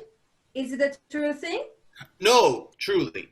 For the truest poetry is the most feigning, and lovers are given to poetry, and what they swear in poetry may be said as lovers do they feign. Do you wish then that the gods had made me poetical? I do, truly, for thou swearest to me thou art honest. Now, if thou wert a poet, I might have some hope thou didst feign. Would you not have me honest? No, truly, unless thou wert hard favored, for honesty coupled to beauty is to have honey as sauce to sugar. A material fool. Well, I'm not fair, and therefore I pray the gods to make me honest. Truly, and to cast away honesty upon a foul slut were to put good meat into an unclean dish. I'm not a slut. No, I thank the gods I am foul. Well, praised be the gods for thy foulness. Sluttishness may come hereafter, but be it as it may be, I will marry thee. And to that end I have been with Sir Oliver MARTEXT, the vicar of the next village, who hath promised to meet me in this place of the forest and to couple us. I would fain see this meeting. Well, the gods give us joy. Amen. A man may, if he were of fearful heart, stagger in this attempt, for here we have no temple but the wood, no assembly but horn beasts, but what though? Courage. As horns are odious, they are necessary. As a walled town is more worthier than a village, so is the forehead of a married man more honorable than the bare brow of a bachelor. And by how much defense is better than no skill, by so much is a horn more precious than to want. Here comes Oliver. Oh, Sir Oliver MARTEXT, you are well met. Will you dispatch us here under this tree, or shall we go with you to your chapel? Is there none here to give the woman? I will not take her on gift of any man. Really? She must be given, or the marriage is not lawful. Proceed. I'll give her. Good evening, good Monsieur whatchacallit. How do you do, sir? You are very well met. God illed you for your last company. I am very glad to see you. Will you be married, Motley? As the oaks hath his bow, sir, the horse his curb, and the falcon her bells, so man hath his desires. And as pigeons build, so wedlock would be nibbling. And will you, being a man of your breeding, be married under a bush like a beggar? Get you to church and have a good priest that can tell you what marriage is. This fellow will but join you together as they join wainscot. Then one of you will prove a shrunk panel and, like green timber, warp. Go thou with me and let me counsel thee. I am not in the mind, but I were better to be married of him than of another, for he is not like to marry me well. And not being well married, It may be a good excuse for me hereafter to leave my wife. Come, sweet Audrey, we must be married, or we must live in bawdry. Oh, sweet Oliver, oh, brave Oliver, wind away, be gone, I say. I will not to wedding with thee. This no matter. No fantastical knave of thee, all shall flout me out of my calling. Scene 4, the forest. Enter Rosalind, dressed as Ganymede, and CELIA, dressed as Elenia. Never talk to me. I will weep. Do, I prithee, but yet have the grace to consider that tears do not become a man. But have I not cause to weep? As good cause as one would desire. Therefore weep. His hair is of the very dissembling color. Something browner than Judas's. Marry, his kisses are Judas's own children. In faith, his hair is of a good color. An excellent color. Your chestnut was ever the only color. And his kissing is as full of sanctity as the touch of holy bread. He hath bought a pair of cast lips of Diana. A nun of Winter's sisterhood kisses, not more religiously. The very ice of chastity is in them. Well, why did he swear he would come this morning and comes not? Nay, certainly there is no truth in him. Do you think so? Yes, I think he is not a pick-purse nor a horse stealer, but for his verity in love, I do think him as concave as a covered goblet or a worm-eaten nut. Not true in love? Yes, when he is in, but I think he is not in. You have heard him swear downright he was.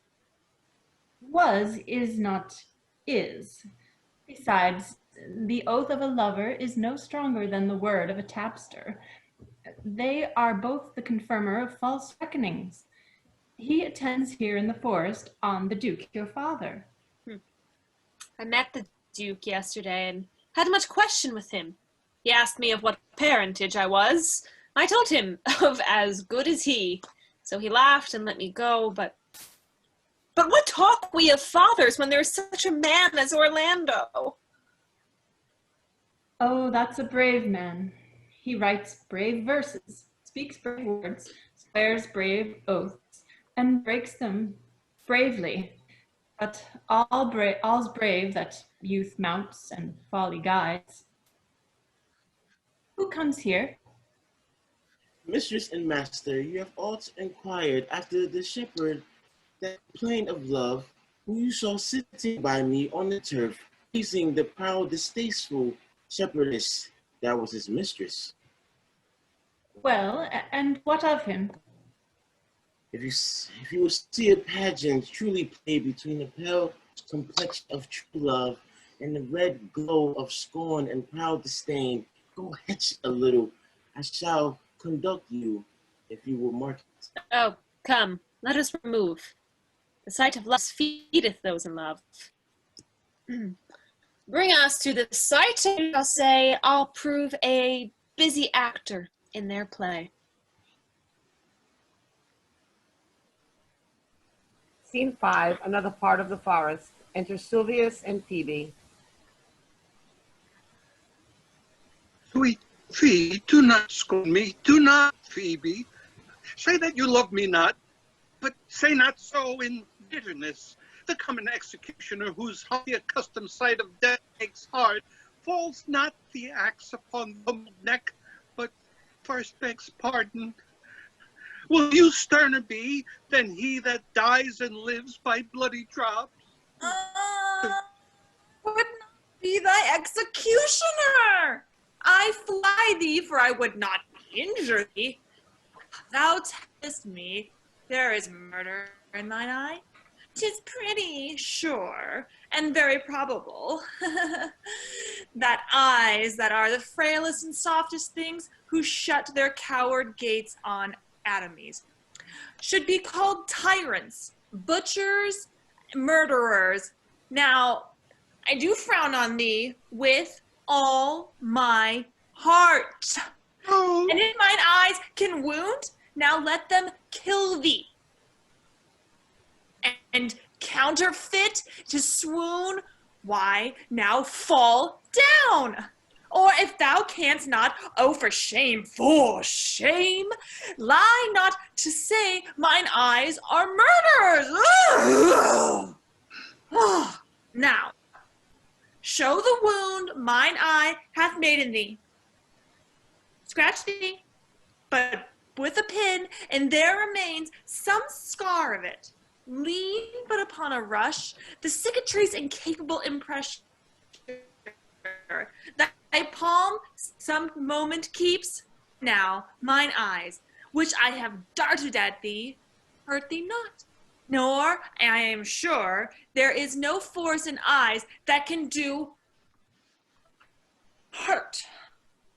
Oh, dear Phoebe, if ever, as that ever may be near, you meet in some fresh cheek the power of fancy, then shall you know those wounds invisible that love's keen arrows make. But till that time, come not near me. And when that time comes, afflict me not with thy mocks. Pity me not. And as till that time, I shall not pity thee. Oh! And why, I pray you?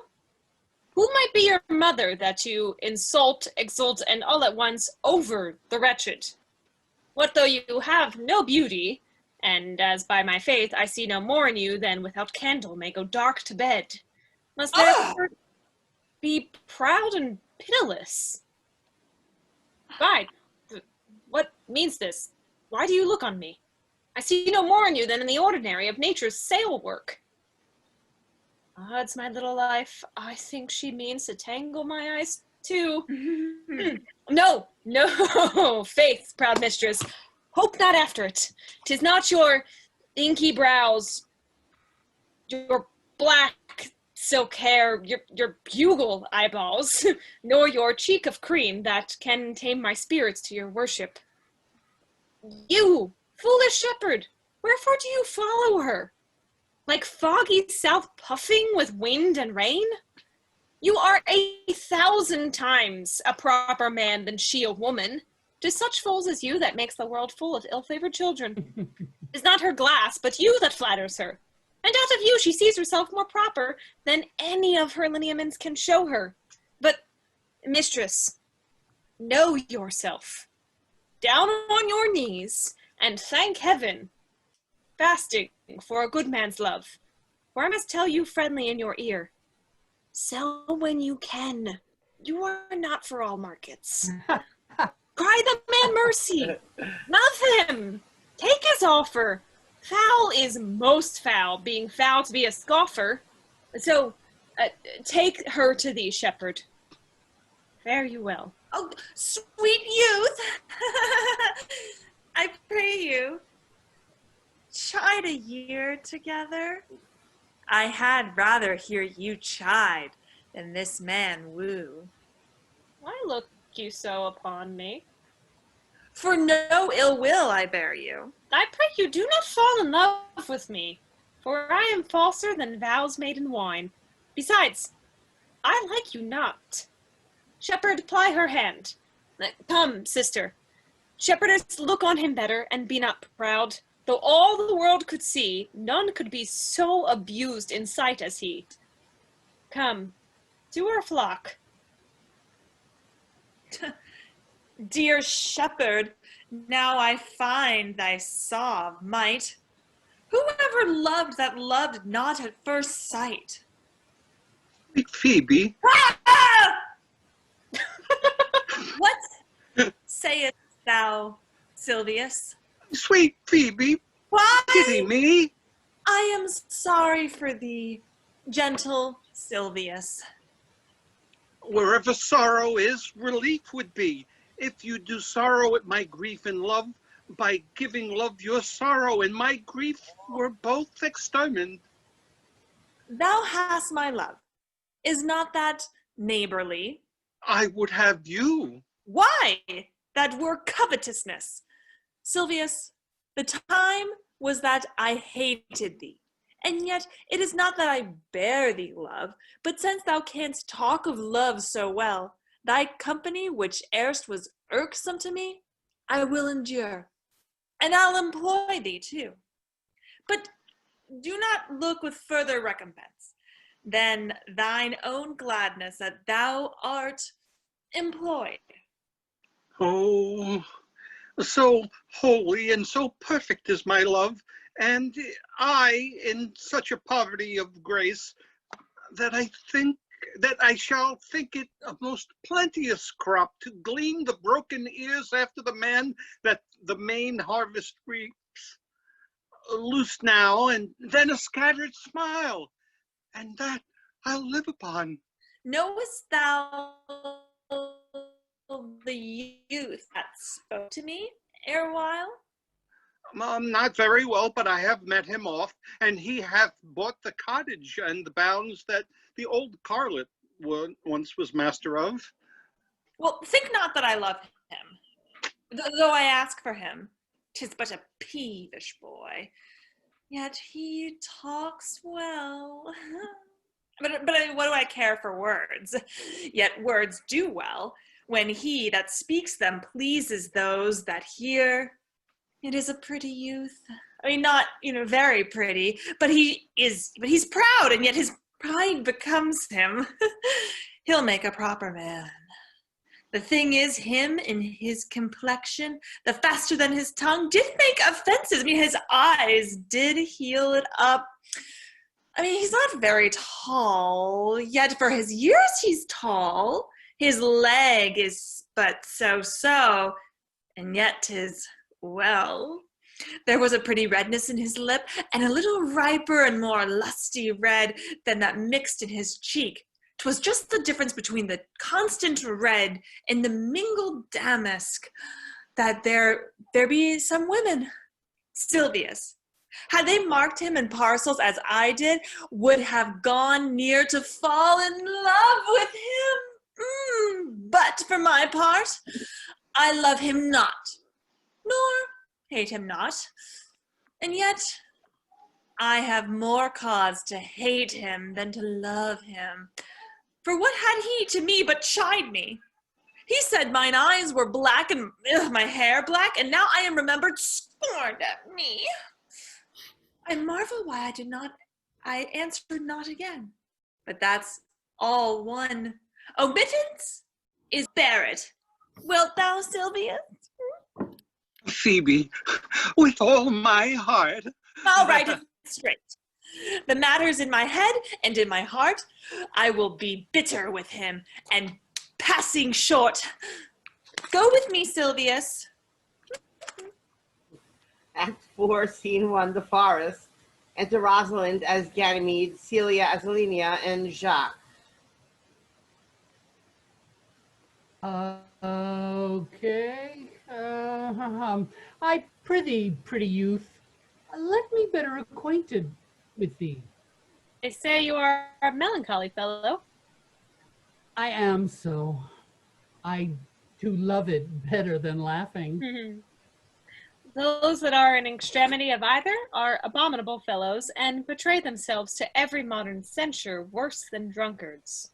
I have neither the scholar's melancholy, which is emulation, nor the musician's, which is fantastical, nor the courtier's, which is proud, nor the soldier's, which is ambitious, nor the lawyer's, which is politic, nor the lady's, which is nice, nor the lover's, which is all these. But it is a melancholy of my own, compounded of many simples, extracted from many objects, and indeed the sundry's contemplation of my travels, in which my often rumination wraps me in a most humorous sadness. A traveler. By my faith, you have great reason to be sad. I fear you have sold your own lands to see other men's. Then to have seen much and to have nothing is to have rich eyes and poor hands. Yes, I have gained by my experience. And your experience makes you sad. I'd rather a fool to make me merry than experience make me sad, and to travel for it too. Good day and happiness, dear Rosalind. Nay then, God be with you, and you talk in blank verse. Farewell, Monsieur Traveler. Why, how now, Orlando? Where have you been all this while? You, a lover, and you serve me such another trick, never come in my sight more. Dear Rosalind, I come within an hour of my promise. Oh, break an hour's promise in love? He that will divide a minute into 1,000 parts, and break but a part of the 1,000th part of a minute in the affairs of love. It may be said of him that Cupid hath clapped him on the shoulder, but doth warm him heart-whole. Pardon me, dear Rosalind. Nay, and you be so tardy, come no more in my sight. I had as lief be wooed of a snail. Of a snail? Aye, of a snail. For though he comes slowly, he carries his house on his head. A better jointure, I think, than you make a woman. Besides, he brings his destiny with him. What's that? Why, horns, which such as you are fain to be beholding to your wives for. But he comes armed in his fortune and prevents the slander of his wife. Virtue is no hornmaker, and my Rosalind is virtuous. And I am your Rosalind. It pleases him to call you so, but he hath a Rosalind of a better leer than you. Come, woo me, for now I am in a holiday humor, and like enough to consent. What would you say to me now, and I were your very, very Rosalind? I would kiss before I spoke. Nay, you were better speak first, and when you were gravelled for lack of matter, you might take occasion to kiss. For lovers lacking, God warn us, matter, the cleanliest shift is to kiss. How if the kiss be denied? Then she puts you to entreaty, and there begins new matter. Who could be out, being before his beloved mistress? Marry, that you should, if I were your mistress, or I should think my honesty ranker than my wit. What, of my suit? Not out of your apparel, and yet out of your suit. Am I not your Rosalind? I take some joy to say you are, because I would be talking of her. Well, in her person, I say I will not have you. Then in mine own person I die. No, Faith, die by attorney. The poor world is almost 6,000 years old, and in all this time there was not any man died in his own person. Fidelicici, in a love cause. Troilus had his brains dashed out with a Grecian club, yet he did what he could to die before, and he is one of the patterns of love. Leander, he would have lived many a fair year, though Hero had turned none, if it had not been for a hot midsummer night, for, good youth, he went but forth to wash him in the Hellespont, and being taken with the cramp, was drowned. And the foolish chroniclers of age found it was Hero of Sestos. But these are all lies. Men have died from time to time, and worms have eaten them, but not for love. I would not have my right Rosalind of this mind, for I protest her frown might kill me. By this hand, it will not kill a fly. But come, now, I will be your Rosalind in a more coming on disposition, and ask me what you will. I will grant it. Then love me, Rosalind. Yes, faith, will I. Fridays and Saturdays and all. And wilt thou have me? Aye, and 20 such. What sayest thou? Are you not good? I hope so. Why then, can one desire too much of a good thing? Come, sister, you shall be the priest and marry us. Give me your hand, Orlando. What do you say, sister? Pray thee, marry us. I cannot say the words. You must begin, will you, Orlando? Go to. Will you, Orlando, have to wife this Rosalind? I will. Aye. But when? Why now, as fast as she can marry us. Then you must say, I take thee, Rosalind, for wife. I take thee, Rosalind, for wife. I might ask you for your commission, but I do take thee, Orlando, for my husband. As a girl goes before the priest, and certainly a woman's thought runs before her actions. So do all thoughts. They are winged. Now tell me, how long would you have her after you have possessed her? Forever and a day. Say a day without the ever. No, Orlando, men are April when they woo, December when they wed. Maids are May when they are maids, but the sky changes when they are wives.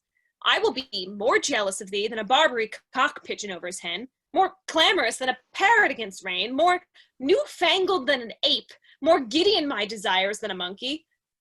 I will weep for nothing, like Diana in the fountain, and I will do that when you are disposed to be merry. I will laugh like a hyene, and that when thou art inclined to sleep. But will my Rosalind do so? By my life, she will do as I do. Oh, but she is wise. Or else she could not have the wit to do this. The wiser, the waywarder. Make the doors upon a woman's wit, and it will out at the casement. Shut that, and 'twill out at the keyhole. Stop that, 'twill fly with the smoke up the chimney. Man that had a wife with such a wit, he might say, whither wilt? Nay, you might keep that check for it till you met your wife's wit going to your neighbor's bed. And what wit could wit have to excuse that? Marry, to say she came to seek you there. You shall never take her without her answer unless you take her without her tongue. Oh, that woman that cannot make her fault her husband's occasion, let her never nurse her child herself, or she will breed it like a fool. For these 2 hours, Rosalind, I leave thee. Oh, alas, dear love, I cannot lack thee 2 hours. I must attend the Duke at dinner. By 2 o'clock, I will be with thee again. Aye. Go your ways. Go your ways. I knew what you would prove. My friends told me as much, and I thought no less. That fluttering tongue of yours won me. 'Tis but one cast away, and so, come, death. 2 o'clock is your hour? Aye, sweet Rosalind.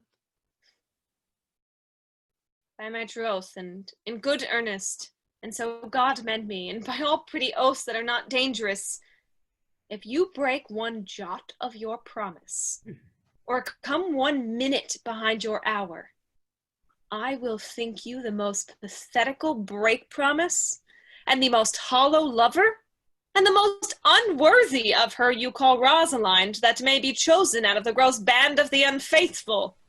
Therefore, beware my censure, and keep your promise. With no less religion than if thou wert indeed my Rosalind. So, adieu. Well, time is the old justice that examines all such offenders, and let time try. Adieu.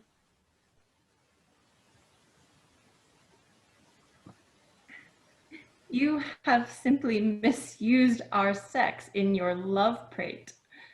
We must have your doublet and hose plucked over your head and show the world what the bird hath done to her own nest. Ah, cuz, my pretty little cuz, thou didst know how fathom deep I am in love, but it cannot be sounded.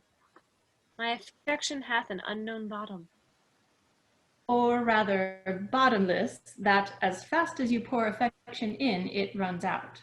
No, that same wicked bastard of Venus that was begot of thought, conceived of spleen, and born of madness, That blind, rascally boy that abuses everyone's eyes because his own are out? Let him be judge how deep I am in love. I'll tell thee, Aliana, I cannot be out of sight of Orlando. I'll go find a shadow and sigh till he come. And I'll sleep. Scene 2, the forest. Enter Jacques and the first forester lord with others. JAQUES. JAQUES. Can I talk now? Yes, please. Which is he that killed the deer? Sir, it was I. Let's present him to the Duke like a Roman conqueror. And it would do well to set the deer's horns upon his head for a branch of victory. Have you no song, forester, for this purpose? Yes, sir. Sing it. 'Tis no matter how it be in tune, so it make noise enough. What shall he have that killed the deer? His leather skin and horns to wear. And sing him home, take thou no scorn to wear the horn. It was a Chris thou was born. Thy father's father wore it, and thy father wore it. The horn, the lusty horn. It's not a thing to laugh to scorn. Scene 3, the forest. Enter Rosalind and CELIA. I'll say you now. Is it not past 2 o'clock? And here, much Orlando. I warrant you, with your love and troubled brain, he hath ta'en his bow and arrows and is gone forth to sleep. Look, who comes here? Enter SILVIUS. My errand is to you, fair youth. My gentle Phoebe, bid me give you this. I know not the contents, but as I guess by the stern brow and waspish action which she did use as she was writing of it, it bears an angry tenor. Pardon me, I am but as a guiltless messenger. Patience herself would startle at this letter and play the swaggerer. Bear this, bear all. She says I am not fair, that I lack manners. She calls me proud, and that she could not love me, were man as rare as phoenix. Odds my will, her love is not the hare that I do hunt. Why writes she so to me? Well, the shepherd, well. This is a letter of your own device. No, I protest. I know not the contents. Phoebe did write it. Come, come, you are a fool, and turned into the extremity of love. I say, she never did invent this letter. This is a man's invention, and his hand. I'm sure it is his. It's hers. Mm-hmm. Why, 'tis as boisterous and a cruel style, a style for challengers. Why, she defies me, like Turk to Christian. Women's gentle brain could not drop forth such a giant rude invention, such Ethiop words, blacker in their effect than in their countenance. Will you hear the letter? So please you, for I never heard it yet heard too much of Phoebe's cruelty. She Phoebe's me. Mark how the tyrant writes. Art thou God to shepherd turned, that a maiden's heart hath burned? Can a woman rail thus? Call you this railing? Why, thy Godhead laid apart, warst thou with a woman's heart? Did you ever hear such railing? Whilst the eye of man did woo me, that could do no vengeance to me, meaning me, a beast. If the scorn of your bright eyne have power to raise such love in mine, alack, in me what strange effect would they work in mild aspect? Whilst you chide me, I did love. How then might your prayers move? He that brings his love to thee little knows this love in me, and by him seal up thy mind, whether that thy youth and kind will the faithful overtake of me and all that I can make, or else by him my love deny, and then I'll study how to die. Call you this chiding? Alas, poor shepherd. Do you pity him? No, he deserves no pity. Wilt thou love such a woman? What? To make thee an instrument and play false strains upon thee? Not to be endured. Well, go your way to her, for I see love hath made thee a tame snake. And say this to her, that if she love me, I charge her to love thee. And if she will not, I will never have her unless thou entreat for her. You be a true lover, hence, and not a word, for here comes more company. Good morrow, fair ones. Pray you, if you know, where in the purlieus of this forest stands a sheepcote fenced about with olive trees? West of this place, down in the neighbor bottom. Left on your right hand brings you to the place, but at this hour the house doth keep itself. There's none within. If that an eye may profit by a tongue, then I should know you by description. Such garments and such years. The boy is fair, of female favor, and bestows himself like a ripe sister. The woman is low and browner than her brother. Are not you the owner of the house that did inquire for? It is no boast, being asked to say we are. Orlando doth commend him to you both, and to that youth he calls his Rosalind, he sends this bloody napkin. Are you he? I am. What must we understand by this?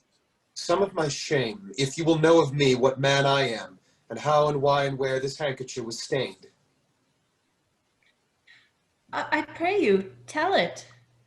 When last the young Orlando parted from you, he left a promise to return again within an hour, and pacing through the forest, chewing the food of sweet and bitter fancy, lo, what befell? He threw his eye aside, and mark what object did present itself. Under an oak, whose boughs were mossed with age, and high top bald with dry antiquity, a wretched, ragged man, o'ergrown with hair, lay sleeping on his back, with a bush near, a lioness, with udders all drawn dry, lay couching, head on ground with cat-like watch, when that the sleeping man should stir. For 'tis the royal disposition of that beast to prey on nothing that doth seem as dead. This seen, Orlando did approach the man and found it was his brother, his elder brother. Oh, I have heard him speak of that same brother, and he did render him the most unnatural that lived amongst men. And well he might do so, for well I know he was unnatural. But to Orlando, did he leave him there? Food to the sucked and hungry lioness? Twice did he turn his back, and purposed so. But kindness, nobler ever than revenge, and nature stronger than his just occasion, made him give battle to the lioness, who quickly fell before him, in which, hurtling from miserable slumber, I awaked. Are you his brother? Was it you he rescued? Was 't you that did so oft contrive to kill him? Was I, but 'tis not I. I do not shame to tell you what I was, since my conversion so sweetly tastes, being the thing that I am. But for the bloody napkin. By, when from the first to last, betwixt us two, tears of recountenance and most kindly bathed, and how I came into that desert place. In brief, he led me to the gentle Duke, who gave me fresh array and entertainment, committing me unto my brother's love, who instantly led me unto his cave, there stripped himself, and here upon his arm the lioness had torn some flesh away, which all this while had bled, and now he fainted, and cried in fainting upon Rosalind. Brief, I recovered him, bound up his wound, and after some small space, being strong at heart, he sent me hither, stranger that I am, to tell this story, that you might excuse his broken promise, and to give you this napkin dyed in his blood unto the shepherd youth that he sport doth call his Rosalind. Rosalind faints. Why, how now, Ganymede? Fleet Ganymede. Many will swoon when they do look on blood. There is more in it. Cousin Ganymede. Look, he recovers. I would I were at home. We'll lead you thither. Be of good cheer, youth. You a man? You lack a man's heart. I do so. I confess it. Sirrah, a body would think this was well counterfeited. I pray you tell your brother how well I counterfeited. Hi-ho! This was not counterfeits. There is too great testimony in your complexion that it was a passion of earnest. Counterfeits, I assure you. Well then, take a good heart and counterfeit to be a man. So I do, but in faith I should have been a woman by right. Come, you look paler and paler. Pray you draw homewards. Good sir, go with us. That will I, for I must bear answer back how you excuse my brother, Rosalind. I shall devise something, but I pray you commend my counterfeiting to him. Will you go? Act 5, Scene 1, The Forest. Enter Touchstone and Audrey. We shall find a time, Audrey. Patience, gentle Audrey. But there is a youth here in the forest lays claim to you. I know it is. He had no interest in me in the world. Enter William. Here comes the man, you mean? Ah. It is meat and drink to me to see a clown. By my troth, we that have good wits have much to answer for. We shall be flouting. We cannot hold. Good evening, Audrey. Good evening, William. And good evening to you, sir. Good even, gentle friend. How old are you, friend? 5 and 20, sir. A ripe age. Is thy name William? William, sir. A fair name. Wast born in the forest here? Aye, sir. Thank God. Thank God. A good answer. Art rich? Face, sir. So. So. Is good. Very good. Very excellent good. And yet it is not. It is but so. Art thou wise? Aye, sir. I have a pretty wit. Why, thou sayest well. I do now remember a saying, the fool doth think he is wise, but the wise man knows himself to be a fool. Do you love this maid? I do, sir. Give me your hand. Art thou learned? No, sir. Then learn this of me. I am he, sir, that must marry this woman. Therefore, you clown, abandon, which is in the vulgar leave the society, which in the boorish is company of this female, which in the common is woman, which together is abandon the society of this female, or clown, thou perishest. Or to thy better understanding, diest.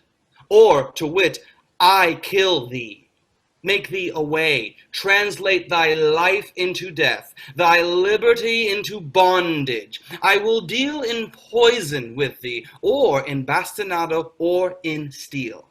I will bandy with thee in faction. I will o'errun thee with policy. I will kill thee 150 ways. Therefore tremble, and depart. Do good, William. God rest you, merry sir.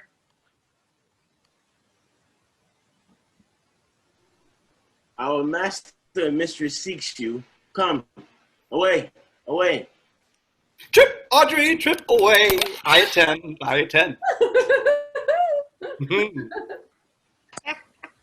Scene 2, The Forest. Enter Orlando with his arm in a sling and Oliver. Possible that on so little acquaintance you should like her, that but seeing you should love her, and loving woo, and wooing she should grant, and you will persever to enjoy her? Neither call the giddiness of it in question, the poverty of her, the small acquaintance, my sudden wooing, nor her sudden consenting, but say with me, I love Aliena, say with her that she loves me, consent with both that we may enjoy each other. It shall be to your good, for my father's house and all the revenue that was old Sir Rowland's will I estate upon you, and here live and die a shepherd.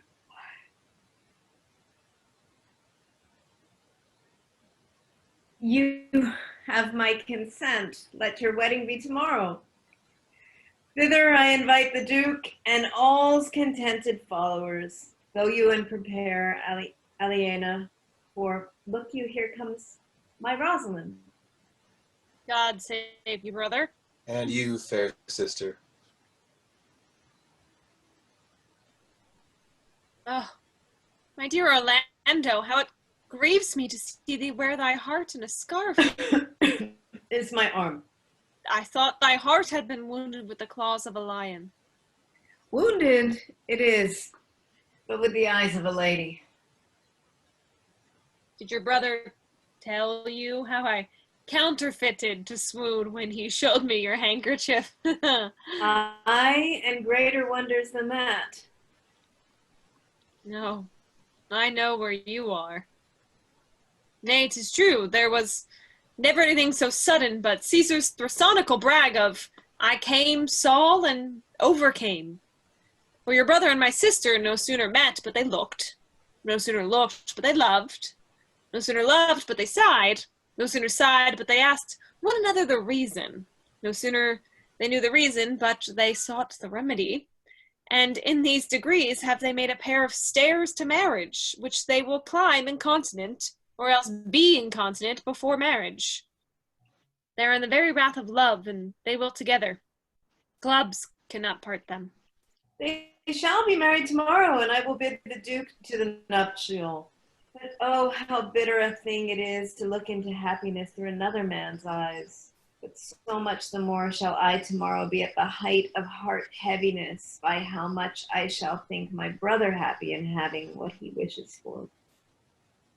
Why, then, tomorrow I cannot serve your turn for Rosalind? I can no longer live by thinking. I will weary you then, no longer with idle talking. Know of me then, for now I speak to some purpose, that I know you are a gentleman of good conceit. I speak this not that you should bear a good opinion of my knowledge, neither do I labor for a greater esteem that may in some little measure draw a belief from you to do yourself good, and not to grace me. Believe then, if you please, that I can do strange things. I have, since I was 3 years old, conversed with a magician, most profound in his art, and yet not damnable. If you do love Rosalind, so near the heart as your gesture cries out, when your brother marries Aliena, you shall marry her. I know into what straits of fortune she is driven, and it is not impossible to me, if it appear not inconvenient to you, to set her before your eyes tomorrow, human as she is, and without any danger. Speaks thou in sober meaning? By my life I do, which I tender dearly, though I say I am a magician. Therefore put you in your best array. Bid your friends, for if you will be married tomorrow, you shall, and to Rosalind if you will. Look, here comes a lover of mine and a lover of hers. You've done me much ungentleness to show the letter that I writ you. I care not if I have. It is my study to seem despiteful and ungentle to you. You are there followed by a faithful shepherd. Look upon him. Love him. He worships you. Good shepherd, Tell this youth what 'tis to love. It is to be all made of sighs and tears, and so am I for Phoebe. And I for Ganymede. And I for Rosalind. And I for no woman. It is to be all made of faith and service, and so am I for Phoebe. And so am I for Ganymede. And I for Rosalind. And I for no woman. It is to be all made of fantasy, all made of passion, and all made of wishes, all adoration, duty, and observance, all humbleness, all patience and impatience, all purity, all trial, all observance. Oh, and so am I for Phoebe. And so am I for Ganymede. I for Rosalind. And so am I for no woman. If this be so,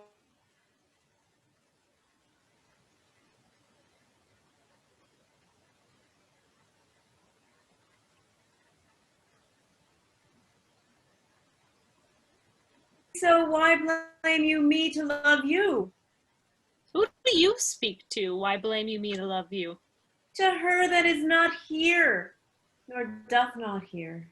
Pray you, no more of this. 'Tis like the howling of Irish wolves against the moon. Silvius, I will help you if I can. Phoebe, I would love you if I could. Tomorrow, meet me all together. I will marry you if ever I marry woman, and I'll be married tomorrow. Orlando, I will satisfy you if ever I satisfy man, and you shall be married tomorrow. Silvius, I will content you if what pleases you content you, and you shall be married tomorrow. As you love Rosalind, meet. As you love Phoebe, meet. And as I love no woman, I'll meet. So, fare you well. I have left you commands. I'll not fail if I live. Nor I. Nor I. Scene 3, the forest. Enter Touchstone and Audrey.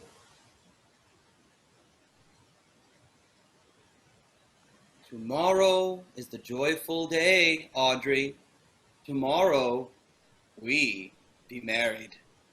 I do desire it with all my heart, and I hope it's no dishonest desire to be a woman of the world.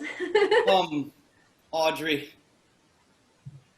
It was a lover and his lass, with a hey and a ho, and a hey nonny no, that o'er the green cornfield did pass.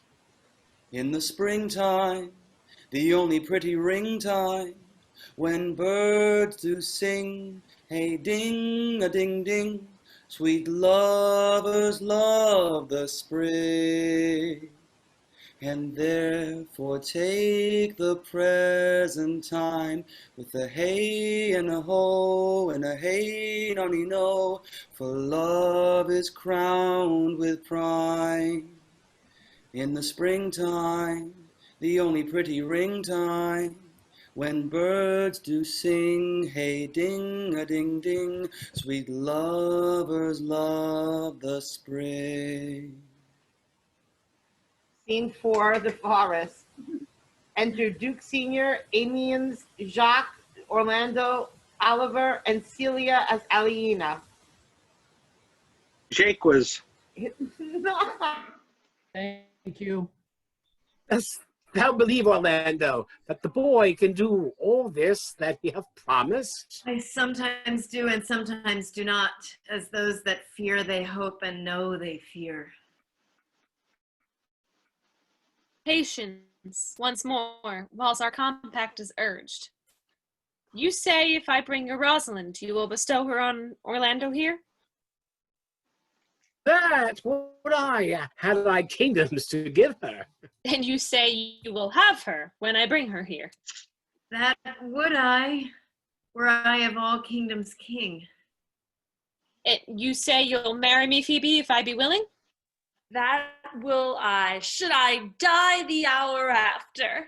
But if you do refuse to marry me, you'll give yourself to this most faithful shepherd. So, is the bargain?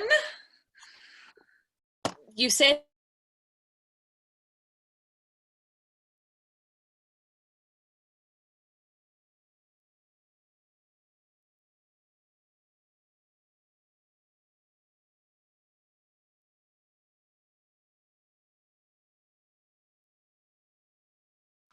I have promised to make all this matter even.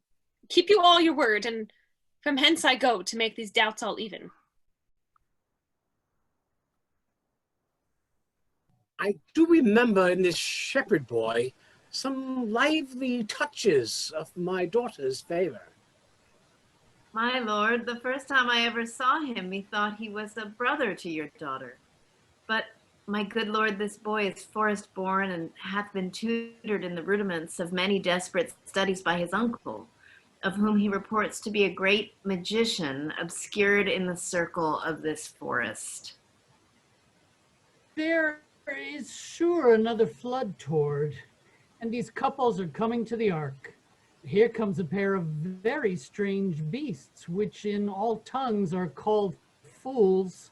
Salutation and greeting to you all. Good my lord, bid him welcome. This is the motley-minded gentleman that I have so often met in the forest. He hath been a courtier, he swears. If any man doubt that, let him put me to my purgation. I have a trod measure. I have flattered a lady.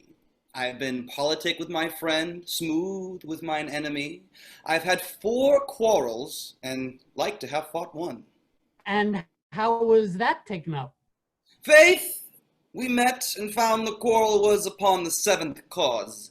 How 7th cause? Good my lord, like this fellow. I like him very well. God ill you, sir. I desire you of the like. I press in here, sir, amongst the rest of the country, copulatives to swear and to forswear, according as marriage binds and blood breaks. A poor virgin, sir, an ill-favored thing, sir, but mine own. A poor humor of mine, sir, to take that no man else will. Rich honesty dwells like a miser, sir, in a poor house, as your pearl in your foul oyster. By my faith, he is very swift and sententious. According to the fool's bolt, sir, and such dulcet diseases. But for the 7th cause, how did you find the quarrel on the 7th cause? Ah, right. Upon a lie 7 times removed, bear your body more seeming, Audrey, as thus, sir. I did dislike the cut of a certain courtier's beard. He sent me word. If I said his beard was not cut well, he was in the mind it was. This is called the retort courteous. If I sent him word again that was not cut well, he would send me word he cut it to please himself. This is called the quip modest. If again it was not well cut, he disabled my argument. This called the reply churlish. If again it was not well cut, he would answer, I spake not true. This is called the reproof valiant. If again it was not well cut, he would say, I lied. This is called the counter-check quarrelsome. And so to the lie circumstantial and the lie direct. All these you may avoid, but the lie direct, and you may avoid that too, with an if. I knew when 7 justices could not take up a quarrel, but when the parties were well met themselves, one of them thought but of an if. As if you said so, then I said so. And they shook hands and swore brothers. Your if is the only peacemaker. Much virtue, in if.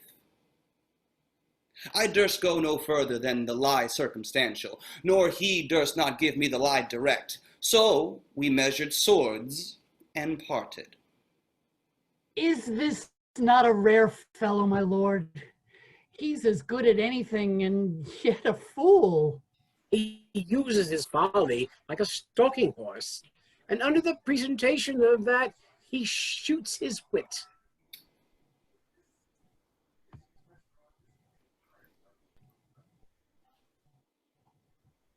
To you I give myself, for I am yours. To you I give myself, for I am yours. There be truth in sight. You are my daughter. If there be truth in sight, you are my Rosalind. If sight and shape be true, why then, I love you. I'll have no father if you be not he. I'll have no husband if you be not he. Nor ne'er wed woman if you be not she. If truth holds true contents, you and you no cross shall part. You and you are heart and heart. You to his love must accord. Hey. Woman to your lord. You and you are sure together as the winter to foul weather. I will not eat my word. Now thou art mine, thy fate my fancy to thee doth combine.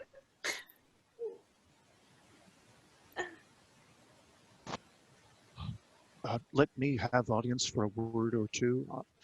I am the second son of old Sir Roland that bring these tidings to this fair assembly. Duke Frederick, Duke Frederick, hearing how that everyday men of great worth resorted to this forest, addressed a mighty power, which were on foot in his own conduct, purposely to take his brother here and put him to the sword. And to the skirts of this wild wood he came, where meeting with an old religious man, after some question with him, was converted, both from his enterprise and from the world, his crown bequeathing to his banished brother, and all their lands restored to them again that were with him exiled. This to be true, I do engage my life. Welcome, young man. Thou offerest fairly to thy brother's wedding. To one his lands withheld, and to the other a land itself at large, a potent dukedom. First, in this forest, let us do those ends, that here were well begun and well begot, and after every of this happy number that have endured shrewd days and nights with us, shall share the good of our returned fortune, according to the measure of their states. Meantime, forget this newfound dignity and fall into our rustic revelry. Play music, and you, brides and bridegrooms, all, with measure heaped in joy to the measure's fall. Sir, by your patience, if I heard you rightly, the Duke hath put on a religious life and thrown into neglect the pompous court? Yeah. To him will I. Out of these convertities, there is much matter to be heard and learned. You to your former honor I bequeath. Your patience and your virtue well deserve it. You to a love that your true faith doth merit. You to your land and love and great allies. You to a long and well-deserved bed. Yea. And you to wrangling for thy loving voyages, but for 2 months victualled. So, to your pleasure, I am for other than dancing measures. Proceed, proceed. We will begin these rites. As we do trust they'll end in true delights. Dance. Everyone exit but Rosalind. Epilogue.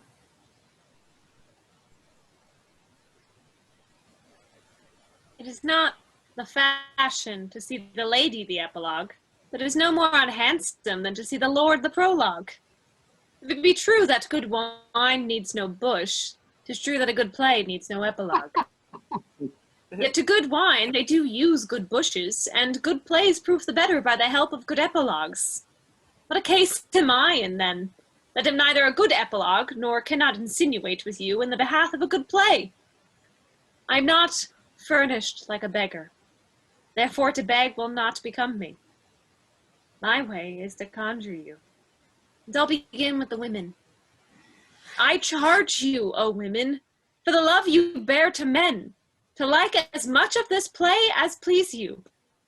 And I charge you, O men, for the love you bear to women, as I perceive by your simpering, none of you hates them, that between you and the women the play may please. If I were a woman, I would kiss as many of you as had beards that pleased me, complexions that liked me, and breaths that I defied not. And I am sure as many as have good beards or good faces, or sweet breaths will for my kind offer, when I make curtsy, bid me farewell. Farewell. Farewell. Farewell. Farewell.